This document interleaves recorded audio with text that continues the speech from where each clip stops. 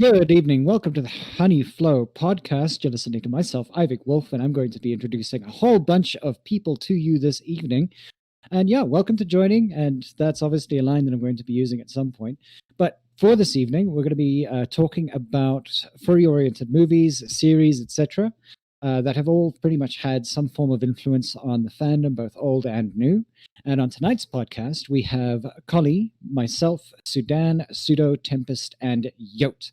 So yeah, welcome to the podcast. Hope you are all going to enjoy this. Obviously, we're all available on chat if you do want to say, pop in at any given point. Go for that. But yeah, welcome, Honeyflow Podcast.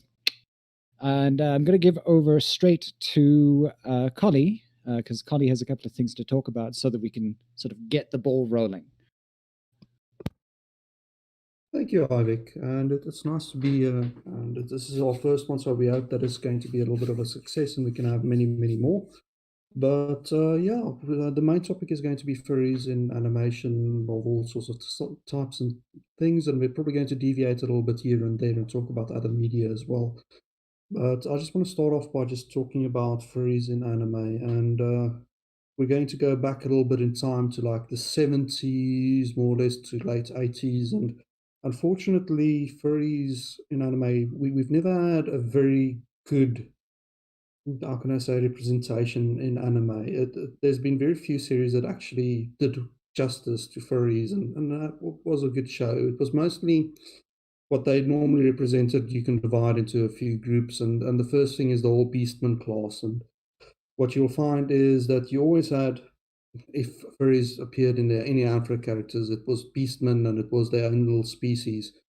And normally, unfortunately, we were quite negatively portrayed in that. So we were always like, how can I say, like the evil guys, or the people that was like a bit more rugged and that sort of thing. Because it was more or less like predator species that they'll always choose for this. So it'll be like wolves or lizards or that sort of stuff. And especially in adventure anime, that they really loved using and putting like furries into the sort of beastman class and having that as their own little thing there.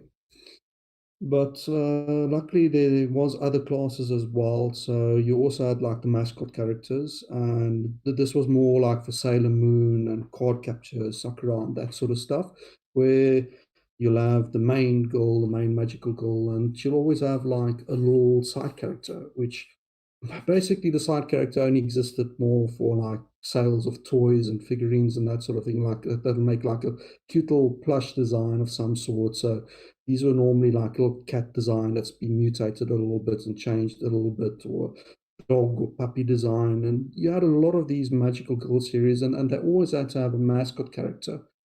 And most of these, the mascot characters didn't talk, they didn't really do much. They were there basically as Deus Ex Machina, which was God of the Machine, which is we've dug ourselves into a plot hole somewhere and we need to get ourselves out, and then the magical creature does something cute and magical, and it moves the plot along somewhat. Once again, this in sort of the Anthroscape and Anthro-space, it's not very good representation. And I think the last sort of group is more or less our redeeming side of things in the very early anime days. And that's going to be things like Dog Tanyan, which in South Africa was known as Brakenjan, which is sort of this anthropomorphic characters where they took like dog traits and added that to the characters and then told the story around that.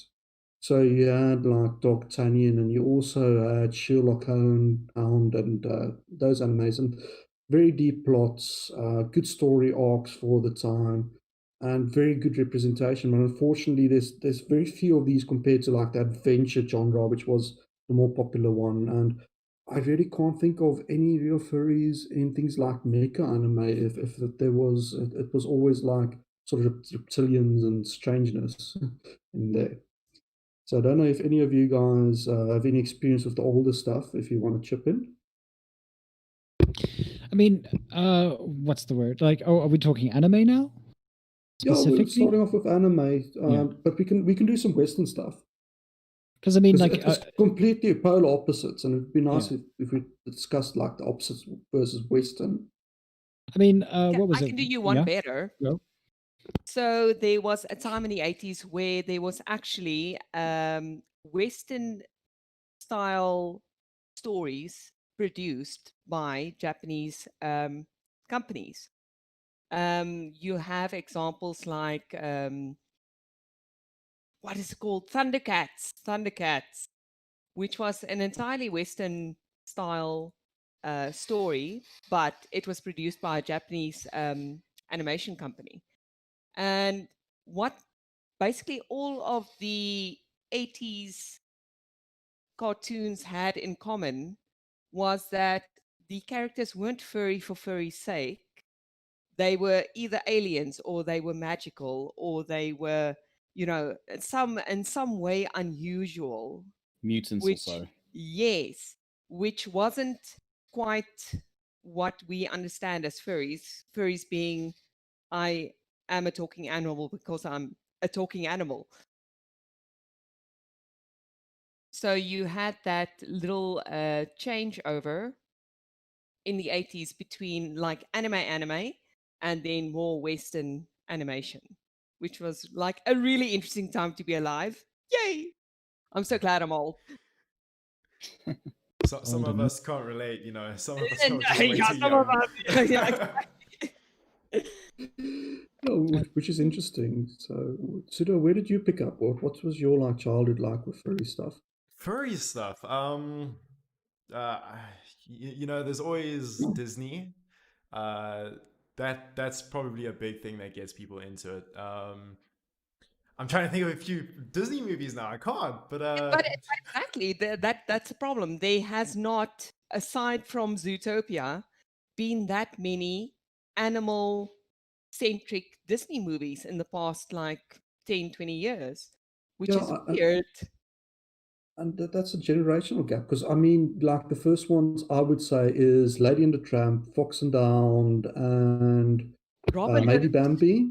Yeah. And all of those were like 80s in the 90s that they were gone. So like there's a whole generation that didn't have the Disney Anthro characters at all. I mean, However- Lion King Then maybe. Lion King, yes, yes. gateway drug for most of us.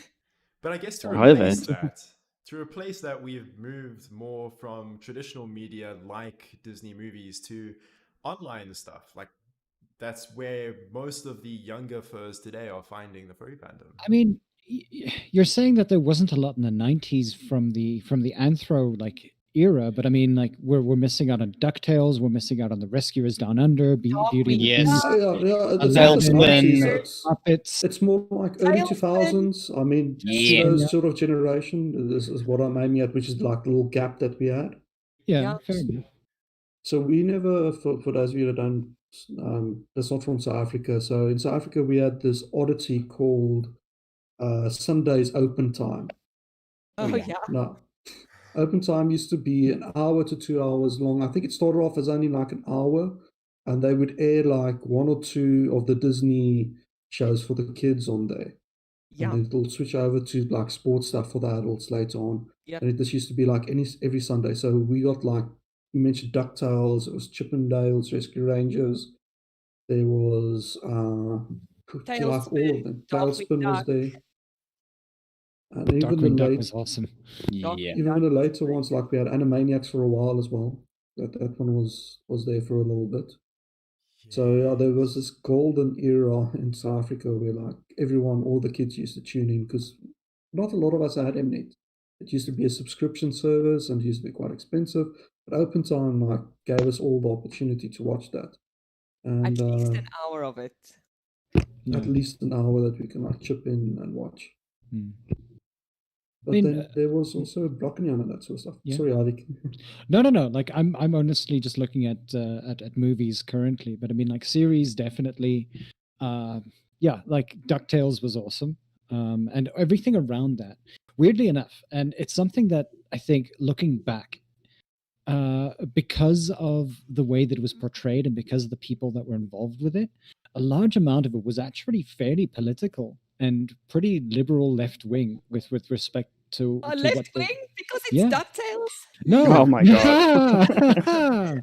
But like if you think about it, like all of the just when it comes to the characterization of the people who were working there themselves, that was pretty much the maybe and that I know I'm dragging this towards a political perspective, and I'm sorry, but the thing is that the way that we, and I say we because I'm a millennial, grew up happened to be with the values that were set forward by those particular like cartoons and the brands that were out there that had to do with this idea of either you're terrifyingly silly about things, but at the end of the day, you're sort of like goody two shoes and being silly. Even people like what's it? If you're looking at Batman, for instance, even the Joker being this like seminal villain, still had what was it? Almost good qualities about them, and it appealed to Law children at the people. time. Yeah.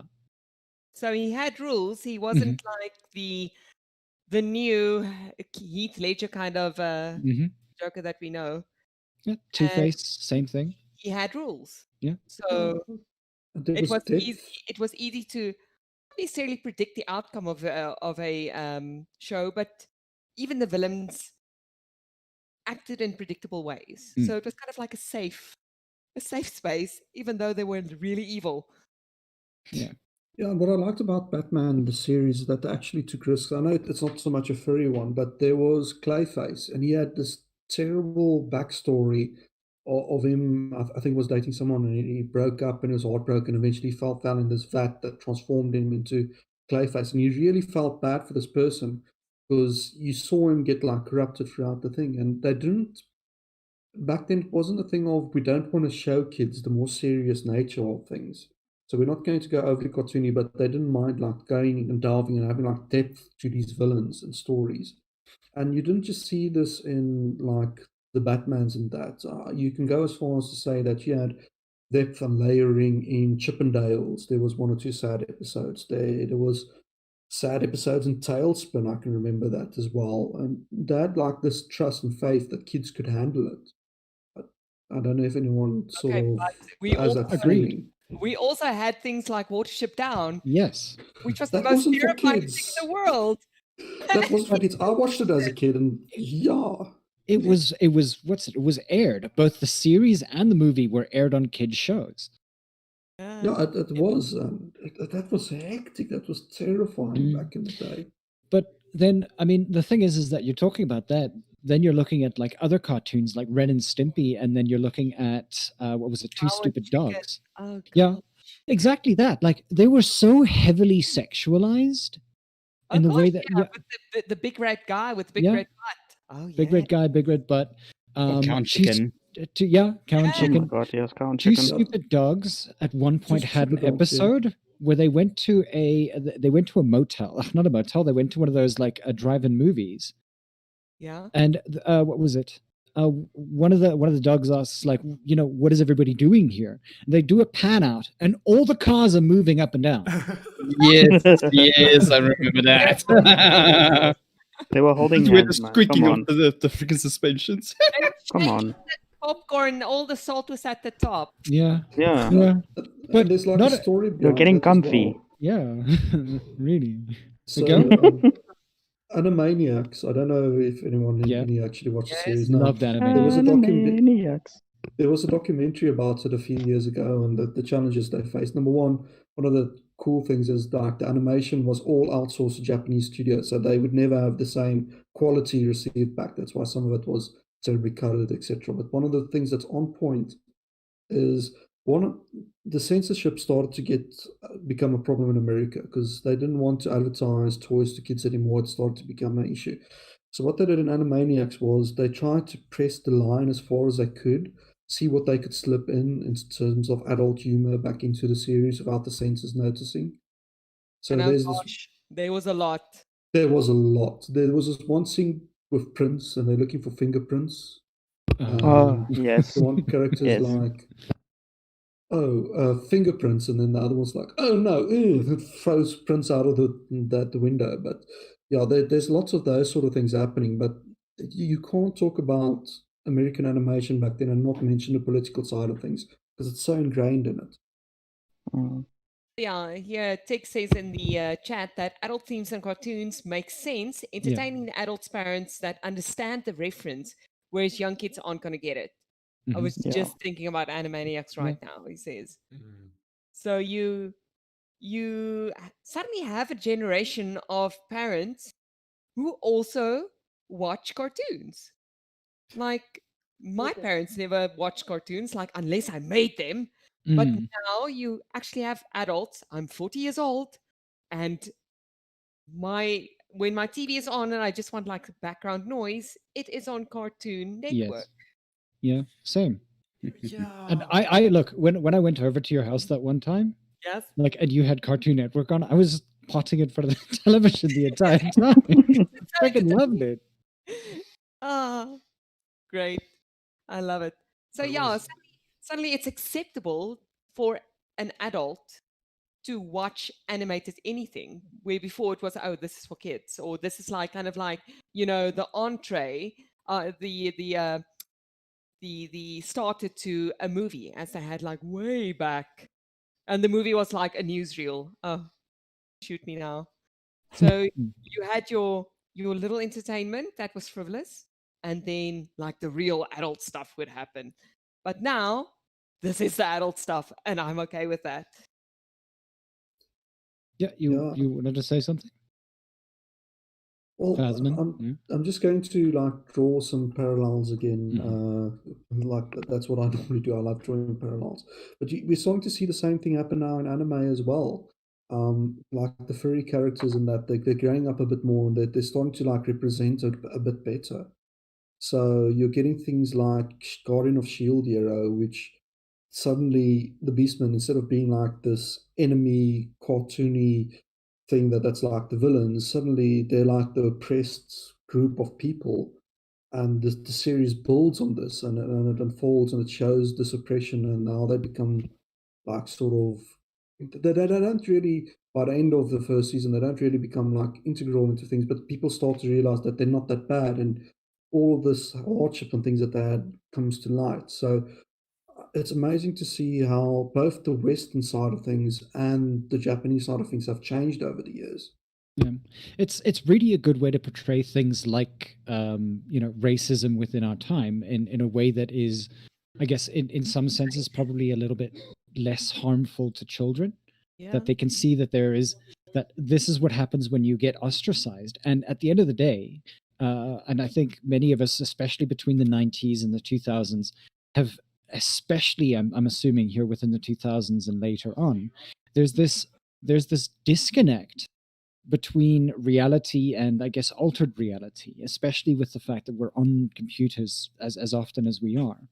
And the thing is that the more we tend to somehow, I'm calling it grow up, but the eras that we're growing up in have changed to such a point that there are pretty much two reactions to how all of the animation coming out actually sort of creates itself. It's either hyper hyper toony, where everything doesn't make sense. It feels like you're watching an entire cocaine trip in like one episode, No. or you're sort of like led on this journey. Like, for instance, Kipo, which has also recently come out. yes. Yes. Yes. So, like, it engages a person in a way that we haven't been engaged ever since. Like, and I mean, like, we're maybe looking at Cartoon Network maybe dropping the ball somewhere where it needs to have these 15 to 20-minute long episodes, where apparently that's the only sort of time span that you can keep people's attention. But it's nothing like that. Like, when we're looking at Kipo, when we're looking at those particular ones that are now coming out on Netflix, for instance, not about money, it's about the story. And that's something that I think we've been missing within the 2000s era of animation. I would tend to agree with that. And I even prepared an example of how it progressed from the 80s up until 2020. Again, Thundercats. I loved Thundercats growing up. Obviously, in the 80s when it first aired, it was your normal cartoon. It had action adventure. The characters were pretty one-dimensional. You have your straight guy, you have your leader, you have your like comic relief in the animal mascot, and there were external struggles with bad guys. So there was a bad guy, he did something bad, and they went and they stopped him, and then the bad stuff was gone.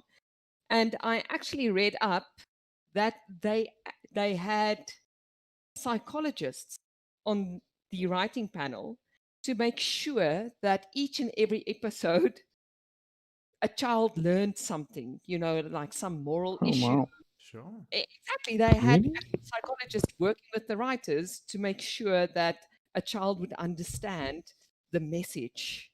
So it was literally a vehicle for selling toys and educating kids Sure. while they're being entertained. Talk Interesting. about being wholesome. Jeez. Talk about being wholesome. I was like, what? It's true though. Well, and They- that's actually, sorry. There was a reboot of Thundercats in 2011. A really good reboot.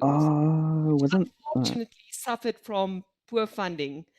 Poor funding in people didn't buy the merchandise. So they stopped it after, I think, one season. wasn't the animation style also like really radical and people responded negatively to that? No. I You're remember something like that. thinking of 2020. I'm getting there. Oh, So- Oh. 2011, you have like an excellent series where you have more focus centered on individual character development and internal and interpersonal struggles, as opposed to necessarily struggles with, a bad guy, external struggles. So it was, you really related to the characters. The characters were deep and multidimensional characters.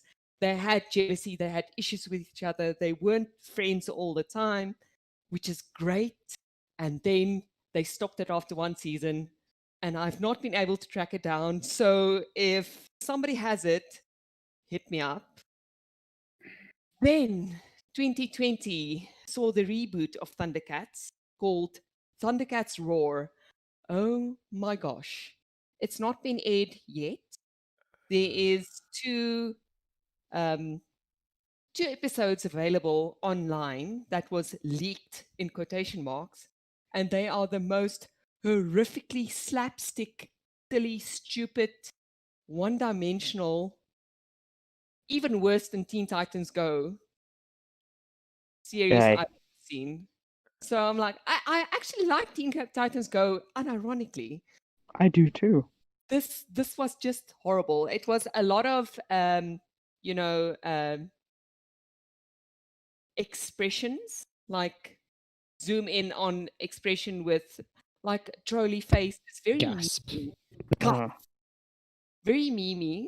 So I hope that they will take the hint from the feedback that they are being given and maybe change up the storytelling a bit. The designs are okay. It is in line with today's shall I say cartoon market, but the story is really uncompelling, really flat, and I won't actually watch that. Where for 2011 and 1985, I've Agreed. got like severe nostalgia for. yeah. This is like popcorn entertainment, the 2020, and it's just going to fizzle away. I think that if you look at these cartoon channels like Cartoon Network and Nickelodeon and things like that, you've seen that I have seen it that over the past maybe 5-6 years, it has gone from having shows that are multi-layered to being just, as you said, one-dimensional completely. I think it's just appealing to the, I'm going to sound like a boomer while saying this, but the younger generation. Shut up, boomer! Okay, boomer. I tend to agree with that as Yeah. well. Yeah. Yeah. But And look, some of the cartoons are great though. that's the thing. I don't think necessarily that that people have a shorter attention span. It's that networks want to make as much money as possible from you, and if they can like maybe get you to like smile, lol, once in a series, like they're like, oh, this is success and this is fine, and everybody goes home happy except you, the consumer, who's being duped. Yay. Yeah. We need more interesting stuff like Kupo, like Beastars, like BNA, like Agretsuko, which does make us think and does make us feel and also entertains us. Yeah. Yeah, and the interesting part They about need to be all of this fleshed out. is that once again, it all harkens back to the toys and when they want try to stop doing toys. So what they had to come up with an idea or way to get past that. So what they used to label some of these as is there had to be a certain percentage of educational content in all of the cartoons. So that's why your TMNT and Batman and all of that had these ecological episodes like, Oh yeah, they're burning down the rainforest in this episode, bad guys. And Planet, Captain. Captain Planet, perfect example of that as Love well. Captain Planet. And like every good season that we had these little micro stories. Like there was even one about treating people with respect from different races. I think that was a Batman episode. There was a few in Spider-Man about even sort of LGBT stuff. They couldn't quite call it that, but it sort of harkened to that. But it all boils down to the fact that they had to have a certain percentage of educational value in there. And unfortunately, I don't think they do that anymore. There's no requirement for that anymore in cartoons. That fell away when cable started to become a thing. That's why it was more popular back then in the 80s and the 90s, because there were more, how can I put it, like you said, educational values to them, actually teaching people back then or kids back then in ways that you won't even notice in terms of how can I put it? So like even cultural differences. Take for example, if we're gonna go very related back to 80s in those kind of in 90s cartoons, Road Rovers. Each individual was from a different country and their culture. For example, Hunter being from the US, Collie from the UK, Blitz that's from Germany, Axel that's from Russia, and Shag from Switzerland. Even though some portray some stereotypes with those characters and those cultures, it was still, how can I put it, educational in some manner. It can be forgiven for being a cartoon, in essence. Yes. It's kind of safe. Yeah, it gives a safe platform. And you could sort of say it was a cartoon in the 90s because some stereotypes was sort of okay back then. Yeah. While we look at it today and we go, oh no. Yeah, exactly. You can see it and like, yeah, no. I mean, That's like, why- and sorry, go. That's why it's always important to view things through a historical lens. Yeah. Because I look at something like, and I was just on it. Arthur, for instance. Like when it, did you ever watch Arthur? I loved Arthur. Yes. Arthur, like, and I think it's still going technically. Thank you. X3. Yay! Thank you. X3. Thank you for the $30 donation. Oh, Thank you very much. yes. I'm gonna get a brand new web hosting. Woo! Yay. But yeah, I mean, like when it comes to education and television and things like that, Arthur is probably one of the best. But then again, if we really want to put that down, PBS, when it came to serialized, like good cartoons for kids that did the entire, like, we're here to sort of teach lessons and things like that, Arthur was one of the ones that did that super well. And I think nowadays it's changed. I don't think PBS is even like in that kind of mindset anymore. I'm wondering if it hasn't like sort of changed somewhat.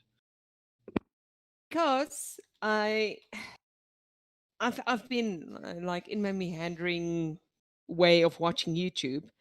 Arthur was not always a goody two shoes. Like there are episodes where he's like a right little shit.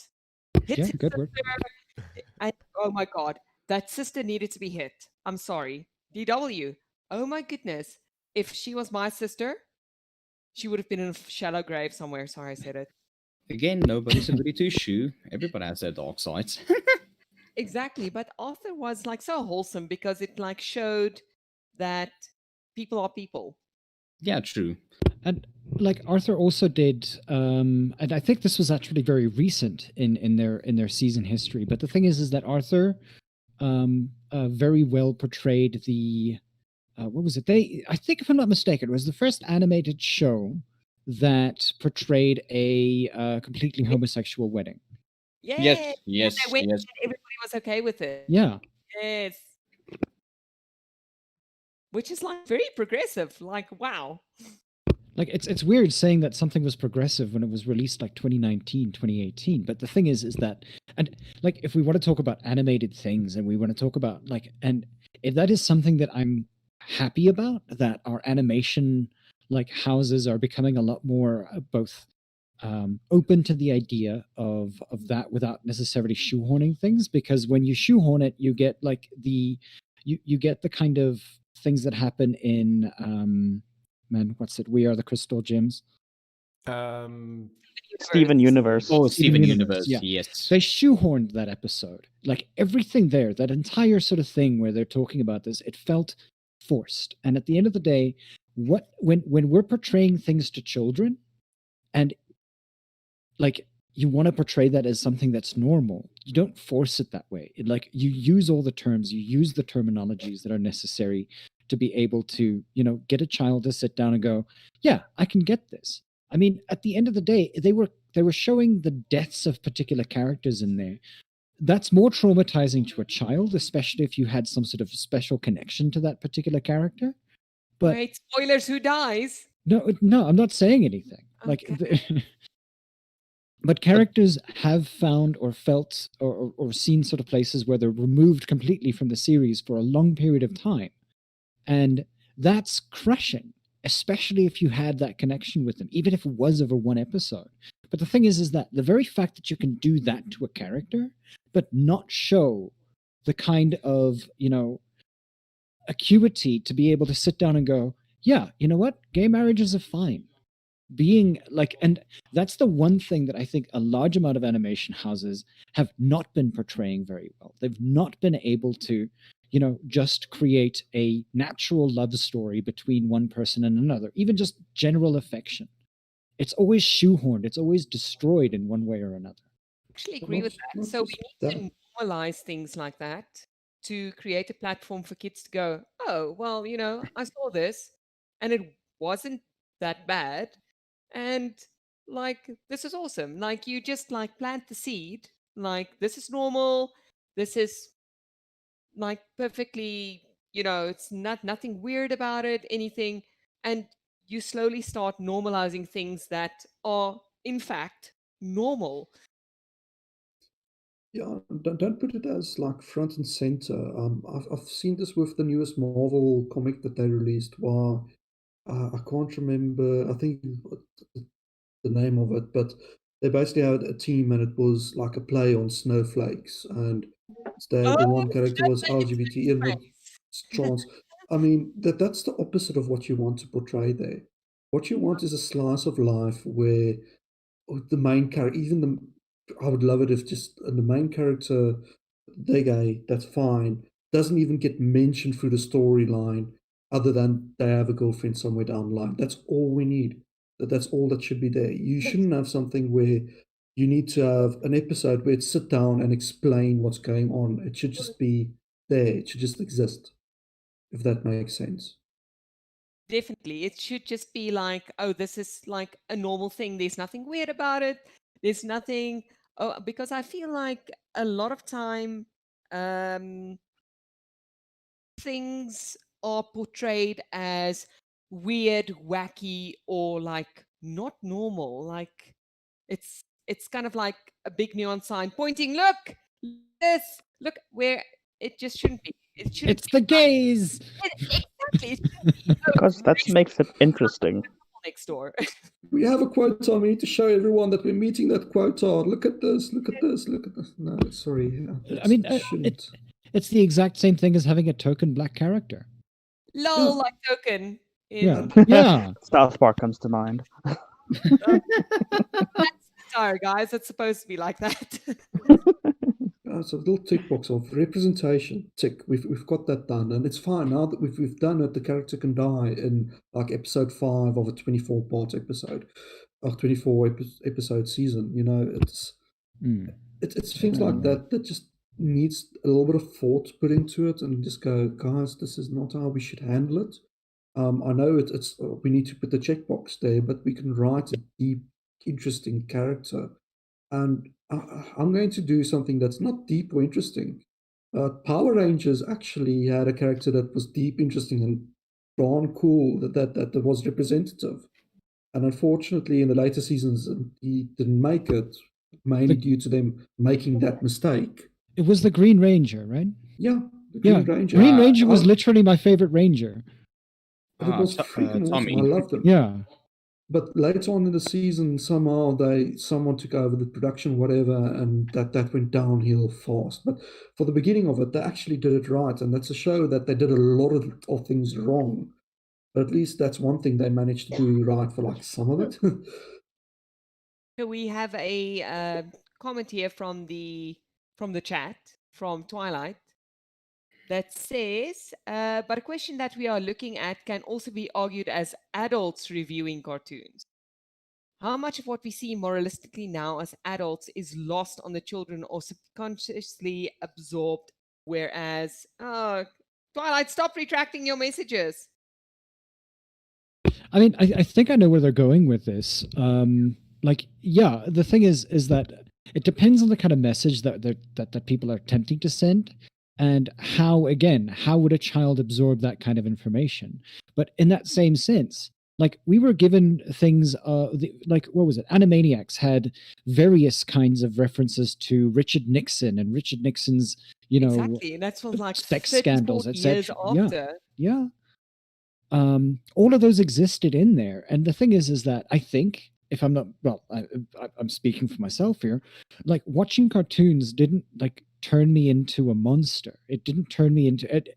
Like looking back, Well, I realized what I was. Just turned you into a furry. Oh, well, Oh no! That's true. That's worse. yeah, but Bill Clinton was also in there. Bill Clinton, Nixon, all of them were actually used within the Animaniacs, like sort of era. They used all of them, and every single presidential figure who had some form of scandal was lampooned by Animaniacs. Definitely.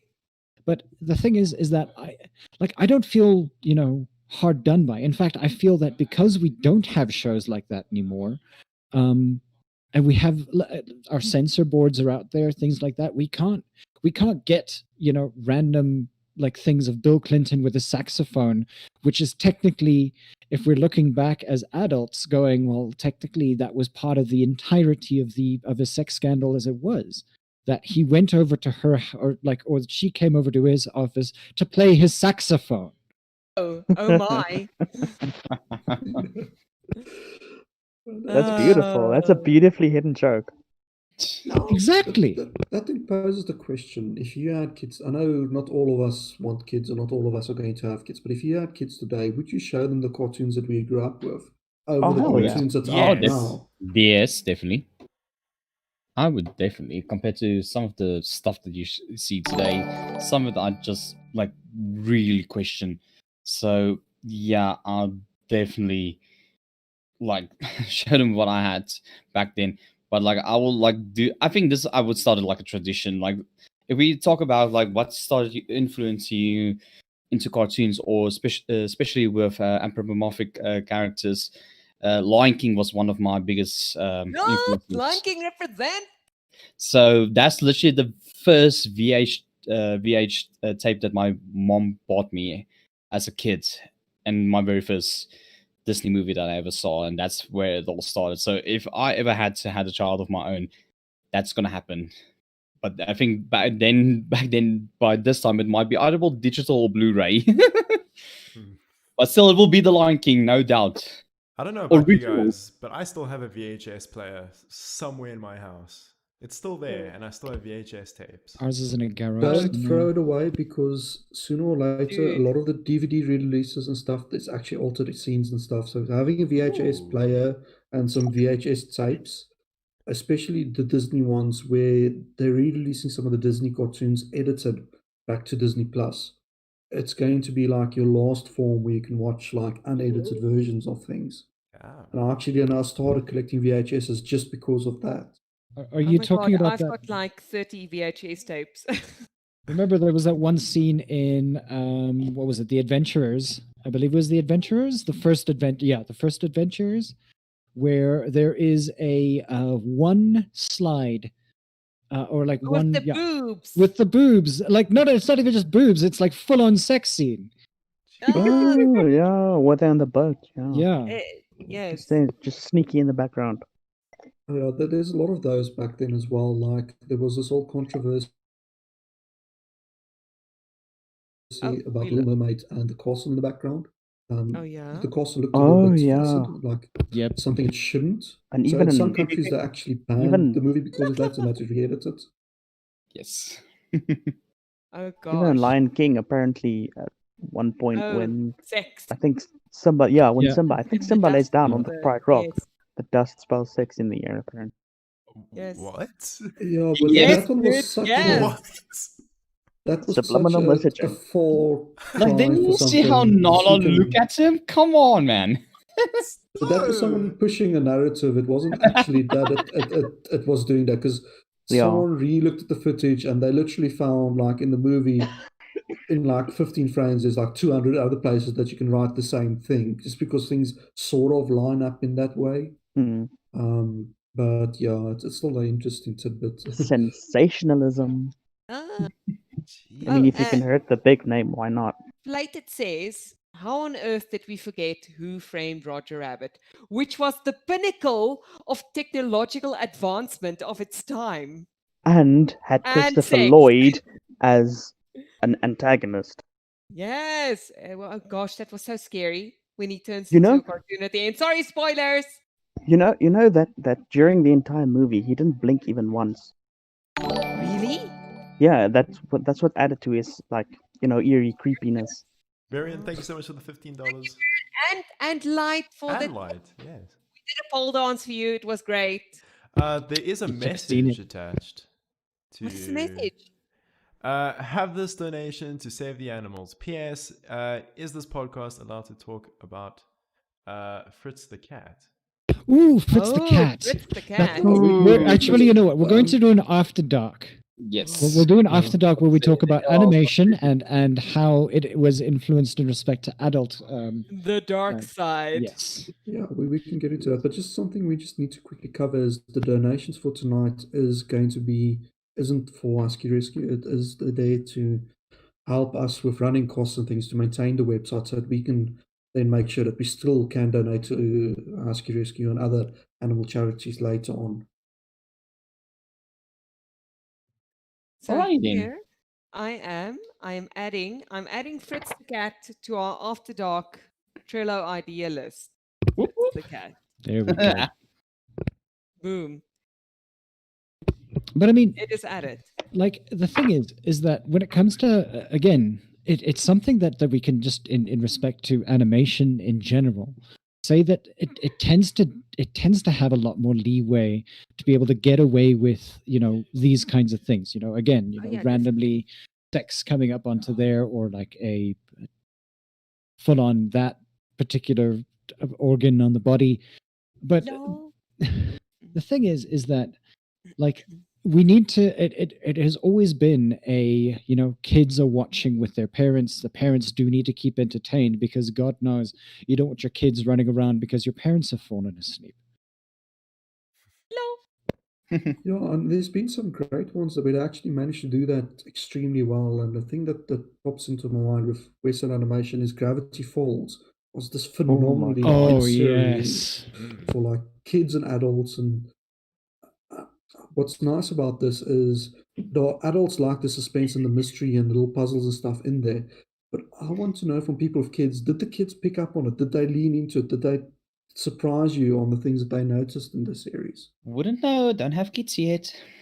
Okay. As an adult, probably the adult means the adult here. Lol. I have to tell you that I was too lazy. I know that there is a whole subgenre of people who fine combs every single piece of Gravity Falls footage in order to solve the mystery ahead of the reveal. Nah? And I'm just too lazy. You can just go onto the internet afterwards anyway. There will be Yeah, someone who you did it know? anyway. Exactly. It's like the theme song of Gravity Falls. Apparently, each episode, if you play it backwards, Exactly. it spells Yep. something out. That It sure does. those are the people that I'm talking about, the people who actually analyze this data. And I'm sure that the animators and scriptwriters had a wonderful time leaving these little Easter eggs, leaving little red herrings and all kinds of things. And what I also heard is that it didn't have a set number of episodes per season. Yeah. So you never knew when Gravity Falls season would end.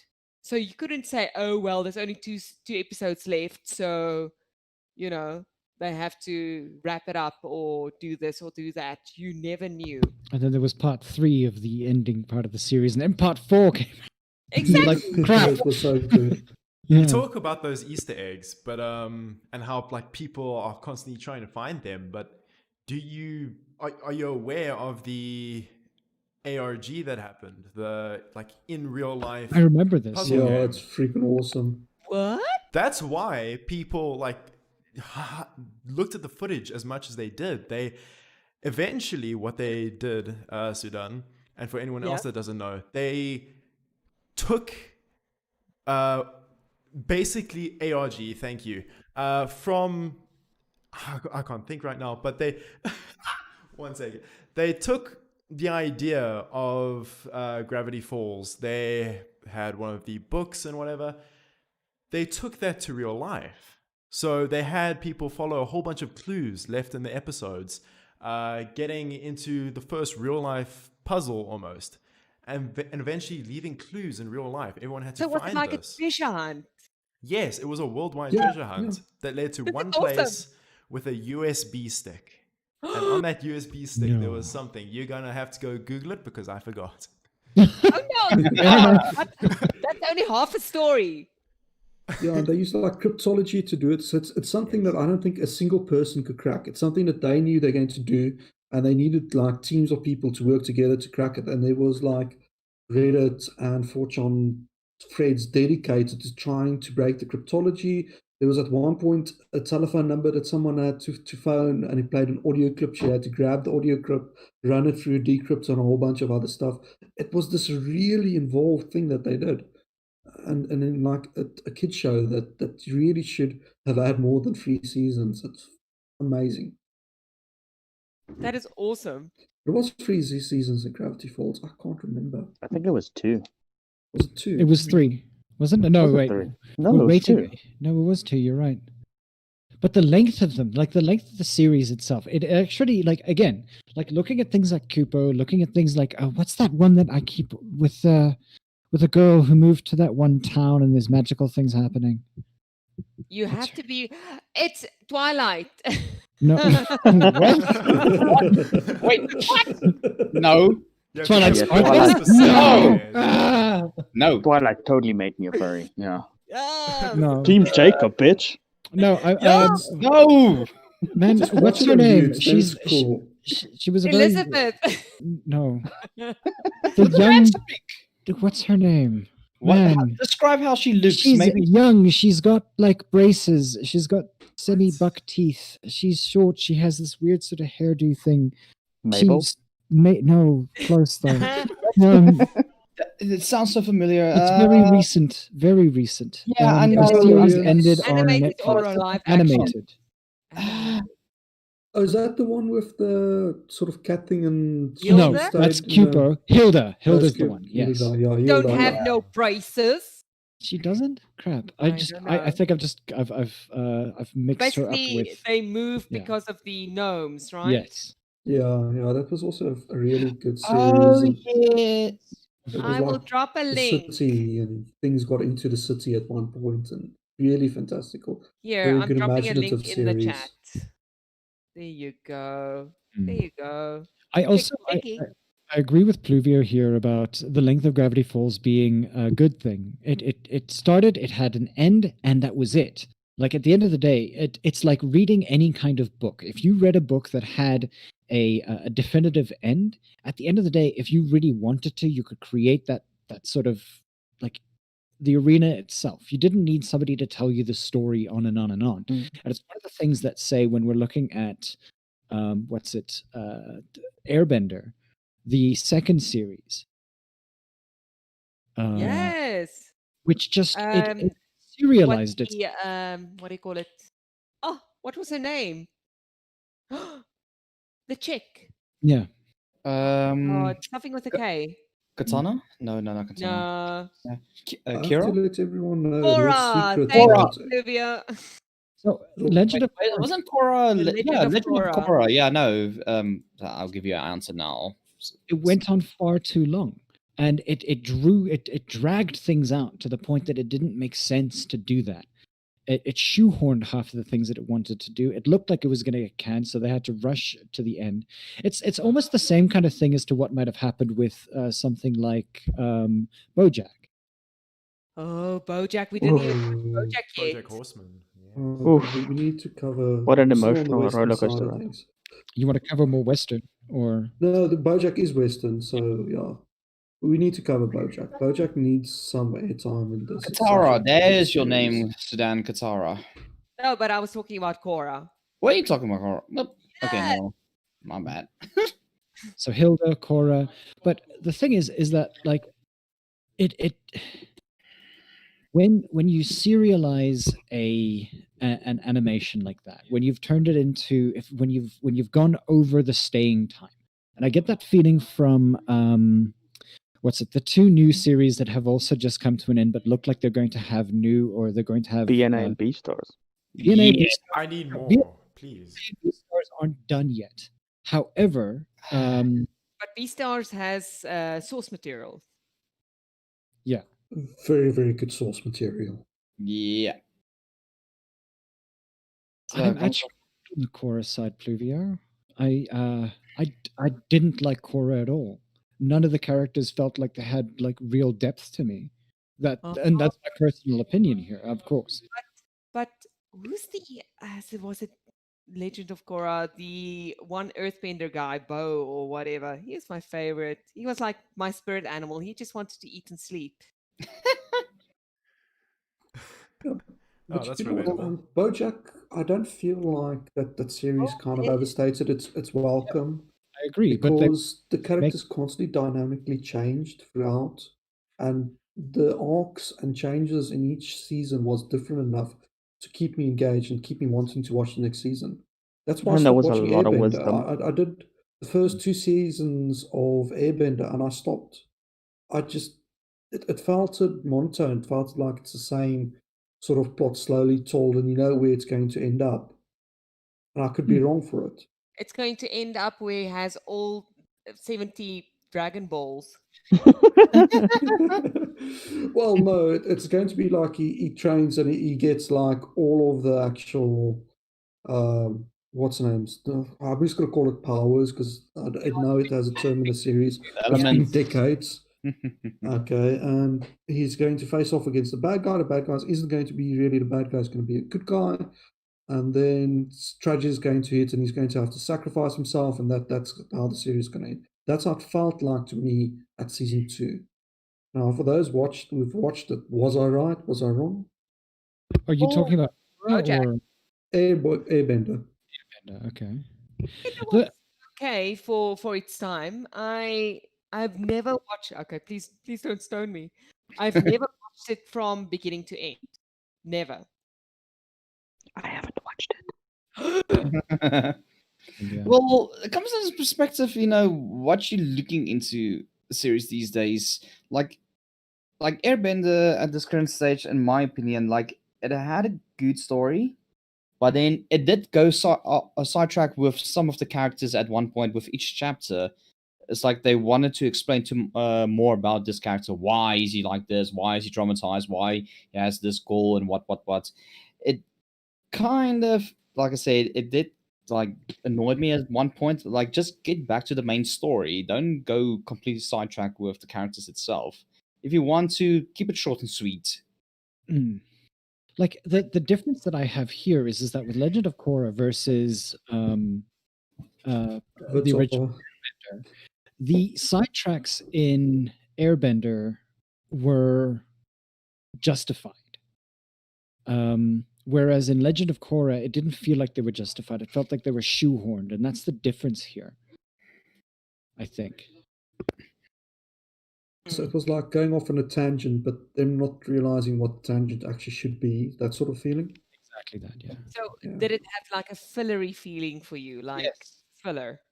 With Airbender, those weren't fillers. Those were active, like those were plot points that gave us like a useful understanding of each one of the characters, irrespective of whether they were good or bad. Whereas in Legend of Korra, it really just felt like they were putting them in there because they needed a longer runtime. They needed to be able to have Legend of Korra run for a specific amount of time. So, in other words, it became very serialized. It's almost the exact same thing that happened to. There was another animated thing. Also, I think it was Cartoon Network. No, not Cartoon Network. It could have been Disney. Yes, it was Disney, based off of the Tangled characters, Oh yeah. where Yes, the Tangled series. the first series of that particular, I was hooked. I was sitting there going like, this is going to be one of the best series around. It really looked like it was going to like pull me in, and I was going to be. And then season 2 came out, and I was like, the hell are you guys doing? It became boring almost straight off the bat because like they had a storyline, and then suddenly they just decided to veer away for the entirety of the series. I think that's a problem that a lot of animations struggle from. They do like the first series and it's a success, and they don't kind of understand why. So they try to do a second series doing the exact same thing but just adding more, and then the whole thing just becomes convoluted and it starts crumbling, and the characters start acting completely off the rails and not how you expect them to do, and the series fails. Which is something I'm glad that BoJack never did. That they never went like, okay, people love the show, let's just ramp it up a little bit and see where it goes. It was more like an explorative sort of series. But I Let's look also at felt other like, characters and their problems. yeah, because I felt like BoJack, for all its chaos and like heart rendering, like misery, kind of like had a story mapped out from the very beginning. So it felt like each and every character kind of like already had the story mapped out for I think there were 5 seasons, 6 seasons. How many were there? 5 seasons. I think it was 5, wasn't it? 5. So they already had kind of like a map of where they were going. Yeah. And that was actually very good because at the end, spoilers, although not everybody is in the perfect situation, they are better or more whole than where they began. Yeah. Yeah, I think that's something that they did well, is they also chose of which personality, which problems are we going to tackle with specific characters. Are we going to tackle depression in the next 3 episodes by showing this character go down this rabbit hole and seeing them at their worst, and then right before they get to the tipping point they sort of get this aha moment or this realization that, you know what, this is the wrong path, and they sort of swing back but not in the same momentum. They never become the same one person they were before, but they do become slightly better than what they were. To be That's what fair, I took away from better, that series. just different. Yeah, some of them are just different, but isn't that sort of what we deal with in life as well? And there's so many moments in like BoJack where I'm watching this series and I'm going, oh God, I did something similar. I was there. I did Yeah. this. I think what And makes BoJack really successful in terms of that is the relatability. yeah, Everybody definitely. can relate to everybody in there. True. Oh my goodness, And yeah. the thing is, the problem that I've got with the series, and the thing that I hits me hard with it, is those characters actually have justifications for being in the situation where they are. While sometimes you as a person, you're in that situation, you've got no justification. Exactly. So you Uh, kind of like, how did I end up here? But suddenly these relatable characters are also in a similar situation. You're like, oh, sometimes bad stuff happens and there's no reason for it. So I wanna pose a quick question here. Mm, When it comes to animated both movies and the way that they portray particular people, and when we're talking about anthros in particular, is it easier to relate to anthro characters, or is it do you feel that using human characters makes it more relatable? I'd say Anthro. Anthro way more, because Anthro tells a story just by looking at the character. If you yes. see a wolf character and there's no other wolves around them, you suddenly have this psychological profile immediately. This is a lone wolf. This character is like strong and independent, and you Can build relate this properly. character profile like in seconds, and it's the definition of show don't tell, and that's why I think Anthro characters just work so well in animation. I think what also makes it difficult with human characters, and this is kind of, I don't know. So in terms of like getting the perfect representation of let's say a human being, what kind of a race are you going to make him? What ethnicity? What, how's it facial shape? Whereas with animals, anybody from any race, any religion, any ethnicity, whatever you have, can relate to, let's say, the main character being a horse. Where versus, I don't know, I would not be able to relate as much if the main character was, say, Asian or something. So you can relate more with a animal figure than a human figure, just because it has less, Absolutely. not defining factors, but almost anchors in a Less way. emotional political baggage. Yes, Yeah. less silly human stuff. Yeah. Yes. Can I Yeah, say? Because and how do you Yeah. identify people based on their race without going to stereotypes? It's not possible. That as well. Like, It's especially like with a show like BoJack, where it really drilled down into, the very, you can say the very basic things. Imagine if they had to still bring in, okay, they did kind of bring in like a lot of ethnicity in, but if they had to go deeper into that, if But that makes even the sense. most ethnic person on the show, which was Diane, she was not. I say, was she Korean, Vietnamese? She was Vietnamese. Vietnamese. She wasn't culturally. She wasn't. She was like completely what New Jersey. Yeah, and then that So episode where she went to Vietnam was amazing. There was Yes. there was also and this is something that and I think it is actually a proper sort of criticism about it is that like we have voice actors that could have been from Vietnam, but the voice actor that they had was American, like properly American. Yeah, I think And that also added to the narrative that they were doing with her as well.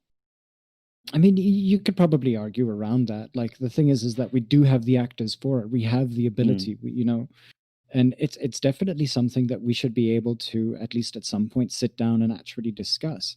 That if we're going to be, open and honest around these particular arguments and argumentation, things like color, things like, and these are all conversations that shouldn't be, I think, in any way covered away from children. That they should actually be there. That we organize and understand the idea that diversity happens. Diversity is something that is a good thing. It's not a bad thing to be different. Because it seems like we're moving to this point where we should just accept that this is how we're going to deal with it, and this is how this is how it is. That's how it's going to be. Okay, but by that same how do you do token, that though? then you can sort of argue that they should have used Black African voice actors for Lion King. And why not? But they did. They did But actually. they didn't. So Yeah, they did in So the they movie. used a watered down version of African Americans. Mhm. well, yeah. But if they did really get- wanted to be true, then they should have gotten more African voice look at actors. the singers, like that they got an African singer to do like the main theme song and that. Lebo So M. yeah, so how much responsibility do you place on studios to find actors and things of a certain high enough caliber to fill those roles? Because at the end of the day, they have to make money. Yeah. And it's a difficult it situation. gets to pandering levels. Yeah. If you say that, well, this character is this, so only these voice actors may apply for that. Well, you also need to in the scope of diversity, you also need to consider that you are making money off this, and you need it to be of the highest possible quality. But I agree with you completely. The thing is that in 1995, when Lion King came out, it would be excusable. It's something that I think that we can actually stand around and go, yes, okay, I understand, why we had these particular characters, why we had these kinds of, why we had this kind of rhetoric. But when it comes to the idea of both talent and the way that talent should be sort of like explored by the age of by 2020, by the fact that a vast, larger group of people are now both available and able to give the same quality of pushing, for those kinds of like roles, then why don't we choose them? Why can't we choose them? I don't think we're at that level yet, where there's Are enough you? of enough people at that level. I don't think we're quite there. And don't get me wrong. I know I'm sounding like I'm defending this practice. No, this practice is disgusting. It's wrong. It's not where it should be. But I don't think that the pool of talent is where we need to be, because if your choice is between you're looking for a character 20 years old, uh, that's female, that fits a sort of Yeah, voice, vocal sound, suddenly you go down from, like, you've got 100 talented people that you can choose from, down to 50, down to 20, to 2, because the more you add to that, the less and less you get. So maybe the problem that they need to rectify this is they need to start pushing up acting schools and that around the world, and getting the actual training better, so we know that within the next 5 to 15 years, that pool of 100 people is going to be 2,000 or 3,000. And I think with social media, especially now, that we can, it's not this thing of you're famous just because you starred in a movie like it used to be in the 90s. You can have famous people on social media now, and a lot of those are fantastic voice actors. They just need to get, like, in a little bit of training now to do that, like, for instance, in movies or in acting or wherever the gap is. So maybe it requires that next logical step, that next investment to get to that stage, but I just to also think make sure that the pool is that bigger. is why furry characters on the whole is such a good idea, because then you actually have a wider pool of people to pick from. Because what race is a horse? Yeah, and also It's a mean- in horse terms of race. in terms of Can I- going back to Lion King, the amount of dubs that they did it in Zulu. They didn't have to Yeah. do that. We've got such a Yeah. small population that could watch this, that's in 1995, but they chose and put the money forward to do that. And how many other modern animations is in Zulu? None, So we can't be too nitpicky on what they did back then, because they had the right heart. They might not have had the right resources to get there. And I think this is something that we can take away and maybe add to modern representation a bit more. But speaking of representation, what I did like about BoJack is that it really represented like adult issues, but in a fun way. If sobbing through an episode is a fun way, Fun. it mhm. Reverse your test line to the pool. fun. It really normalized a lot of mental issues and Yeah, a lot of yeah. struggles that people deal with that might seem not so bad. Like Princess Caroline, especially, she wanted kids and then she didn't want kids, and then she found out she couldn't have kids, and then, the whole struggle of adopting somebody. So Yeah, and they were it's a brave enough to struggle. play with that as well, And because they did, and it was difficult, and she struggled. It wasn't perfect from the very beginning, but she coped. because she finally adopted a child, and she found, like, the same thing that every mother, I think, of a child of that age is, I'm not capable of this, I'm not qualified, I can't do this. And they sort of showed it in this sort of developmental way which she pushed through. And that's really something that's extremely brave to do. And that's what I loved about the show, is they weren't scared of not just asking the difficult questions, but trying to answer them in such a way that you can take something back from it. But they Definitely. also had an unadulterated push towards the kind of age group that they had. It's not a kids show. It was never intended to be a kids show. Hell no. Yeah. So they had the ability, they had the right to continue doing that because they knew what their main audience was. It's not like watching Watership Down, which was geared towards an older audience, yes, but at the end of the day was literally just shown to traumatize a whole bunch of grade 2s and 3s. Yay! I mean, on the same page, you had Bambi. Bambi traumatized me.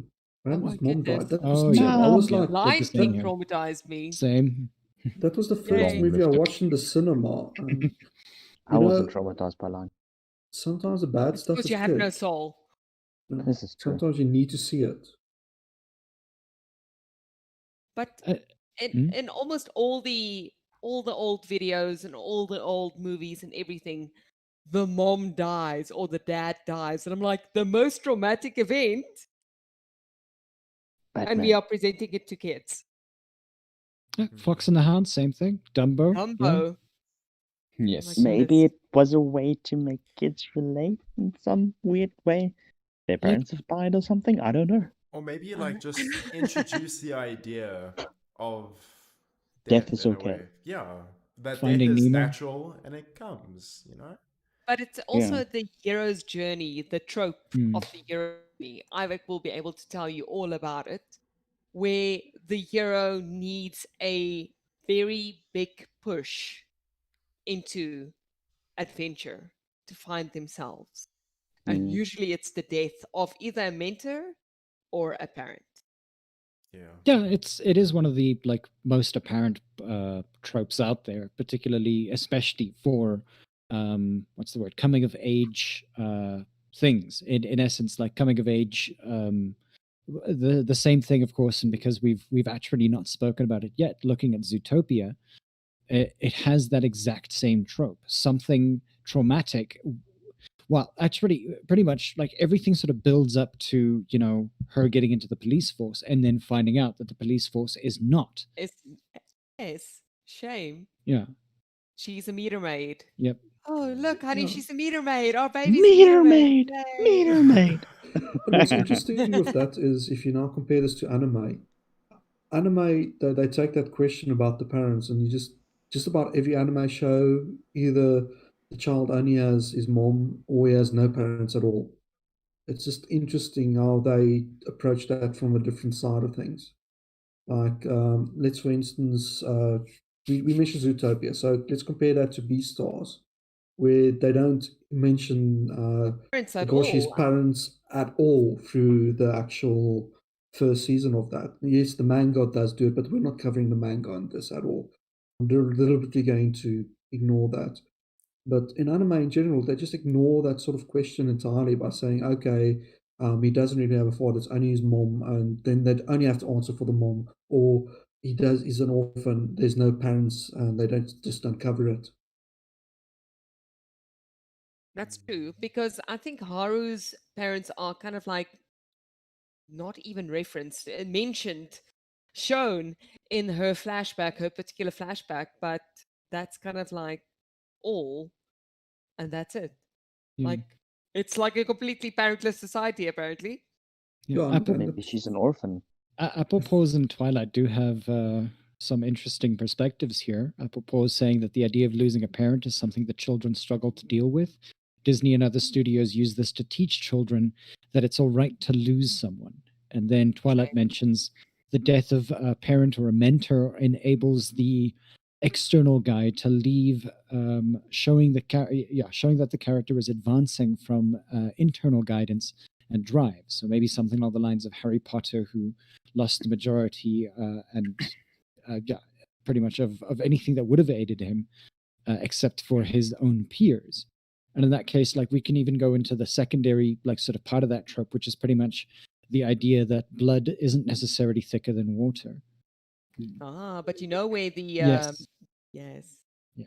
Well, go for it though. I'm pretty sure that there might be The someone blood who of the doesn't. womb is thicker than the water of the covenant, or something like that. What No. was it? No, Blood the of blood of the covenant covenant is is- thicker than the water of the womb. Yes. So in other words, the friends that you have very, very close relationships with can in fact overpower that of being, you know, familially related to Yes.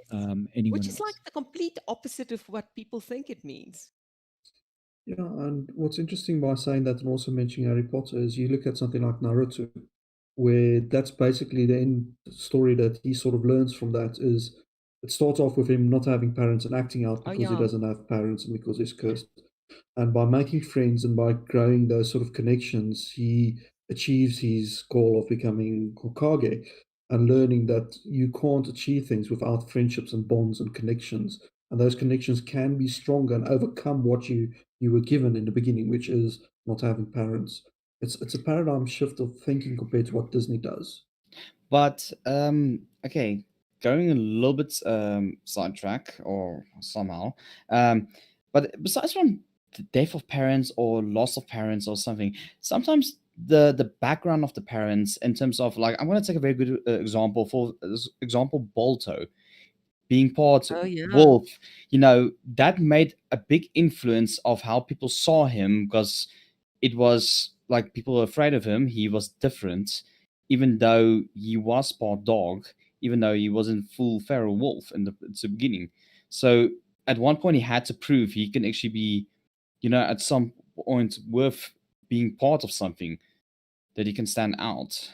So the difference of terms of parents these days also, especially in this day and age of our society, where it's mixed cultural races and stuff like that, can also have a big influence on how a child grows up these days, being felt like an outcast for their parents being different culture or Oh, race not or fitting so. in with either one like 100%. Precisely, it's like, how can I put it, like a conflict between of who they are and what they want to be. That's Yeah, like true. a modern day relatability type of. I get what you're saying. Yeah. But then a modern example, for example, of how, because now in a good perspective also, if I have to go more in a good point of view, sometimes different cultures or different races or whatever in terms of can also bond people together. For example, I'm going to take very modern, and you can laugh at me if I use this. Take Frozen 2 for example. The parents come Yay, from different Frozen! the Let it parent that comes go. from two different worlds. The mother being coming from a magical plane of existence, and the father from a very formal existence, and how that unity brought the two people together at the end of the day. Ah, that's true. I enjoyed Frozen too. I And have then, not watched it. I want to watch it. Spoiler alert! And then- Elsa Elsa's is the gay. moose. Wait, then- Elsa Swen? What? and that's also in this perspective, like with B&A, how there's this thing about humans versus beastmen, Yeah, where we haven't even touched on BNA yet. Oh yeah, and where that's basically sort of now two main female characters, are basically a perfect representative of how humans and beastmen can actually coexist with each other in some form. But that's a the polar two main opposite to the 80s characters, stuff. yeah, exactly. The Which two is so main characters fascinating. don't even fit in with the Beastmen really, because they are not, I'm gonna say, real animals. As much as Beastmen aren't real animals, they are both fantastical animals. The one being a kitsune and the other one being a tanuki. Have you noticed that? True. It's Hmm. the But then outsider there looking comes the in story. perspective of, because now they can see actually from the Beastman's point of view what Yes. struggles they have to go through on a daily basis. That's where I can actually, how can I put it, with my real life work, work in the kitchen with, I can't really sugarcoat this, so I'm just going to throw it out there. So I do apologize. Let's say with Black South Africans of today, I know the struggles they go through because I have seen it from their point of view. So I understand how they go through, their daily struggles. So I can actually, how can I put it? I feel not necessarily Empathize. bad. Yeah, empathize basically for them. So that's why I don't just judge from what people tell me or what other people see, because I actually want to understand. So that's where, when she went through her whole experience being amongst the beastmen, she understands now actually what the struggles they had to go through. Exactly. And Yeah, that insider it was a perspective. kind of like a nice in, because just like, I'm going to go back to Harry Potter because I'm a Potterhead. Just like Harry Pothead. Potter, yes, being kind of like new to, I'm going to say, the culture, the scene, the whatever, the vibe. The vibe. Everything needs to be explained to them. And so you, the viewer, also get in on how things work without it being like very exposition-y. So you kind of like you learn about Hmm. the world and everything through this character who is part of the world but knows nothing. Yeah, and you can sort Hmm. of imprint on this character and you can go on the journey with them. It's not Yes. quite the hero's journey, but it's a writing style that actually fits and suits a lot of things a lot better. The And that's stranger actually, in a strange land kind of yeah, vibe. This is like a Yeah. growth experience. Yes, exactly. So as the character grows and their knowledge of the situation grows, so does yours. So and also you only know what they know, so it keeps things fresh for you. So you can also be surprised along with them because you don't know how things work 100%. yeah, and you can also make the same mistakes and judgments as the character makes in the beginning as well. Because what I loved about BFA's initial judgments of arriving at this city, this paradise, was she was so naive, thinking that she doesn't have to now watch where her wallet is, and that she doesn't have to like be on guard the whole time. Like in the first hour, well, first 15 minutes of it, she gets mugged, she gets robbed because she dropped her Exactly. guard too much. So suddenly now you as the audience, you start building that expectation of this is a different world, but it's very dangerous in this world still. And it's kind of lawless. It is kind of lawless, not gonna lie. Weirdly enough, it's not as lawless as you'd think it is. In fact, the very fact that they take on their animal persona throughout the vast majority of their interactions with one another. Not even their animal, sorry, their human personas when That's they're so weird. interacting with one another. Because and this in and of itself is probably granted, yes, we're going back to that particular topic that we're trying to avoid here. But the idea is that when it comes to prejudice, that's the closest that they can get to being as human as they can be. Oh, putting on the human skins. Yes. Yeah. But I Oh. also think that it's a thing of they picked up ticks and they picked up like vibes from where they were before. So one of the things that we do as humans psychologically is if we're in bad situations or abusive situations, we pick up habits and things from those situations that's negative with it. It's called ticks. And I think that this Lol, sort of it's a completely different thing for portrays. Beastmen, though. Sorry? It's a How is it completely different thing for Beastmen. Do you mean Ticks. ticks? Yeah. Oh. Yeah, Oh. ticks. Ha ha ha ha! Sit I down just and have find fun. the whole psychological thing. How is this different? Because this is what they're going through. Lol. So, yeah, like being oppressed the whole time, being in an environment, suddenly they might feel a bit more comfortable being in their human form at some points because Yeah. that's a tick that they picked up during their times. They created an entire festival just to be themselves. I know, Think right? about that. And even in their own city. Exactly that.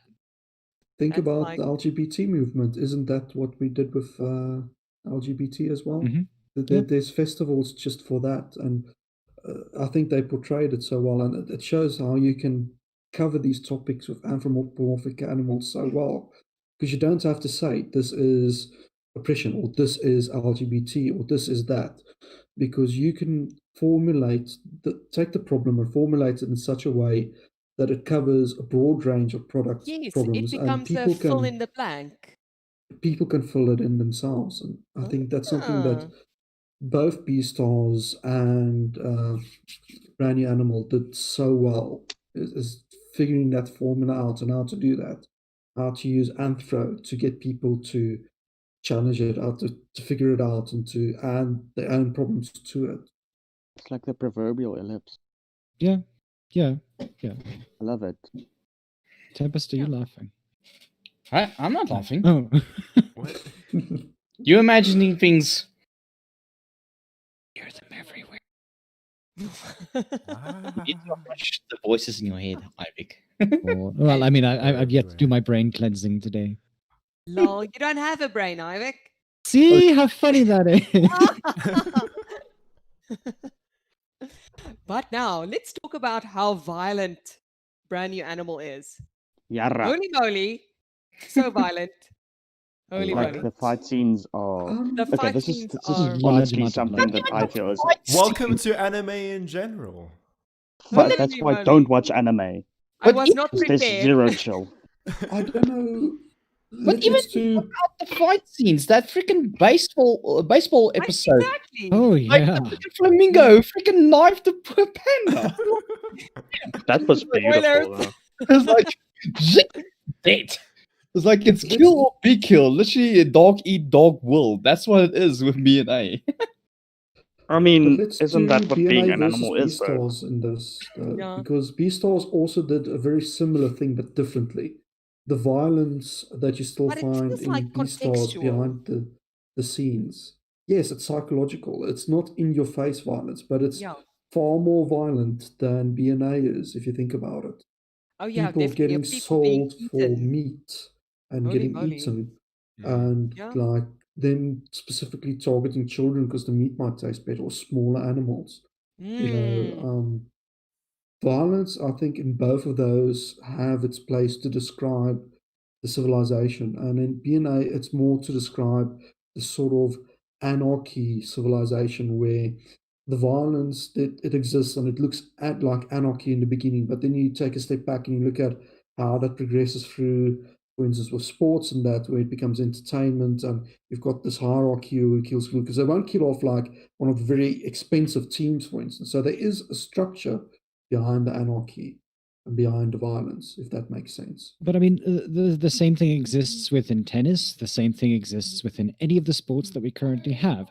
The place that is the most popular, or the person that is the most popular at that time, is the one that deserves as much airtime as it possibly can.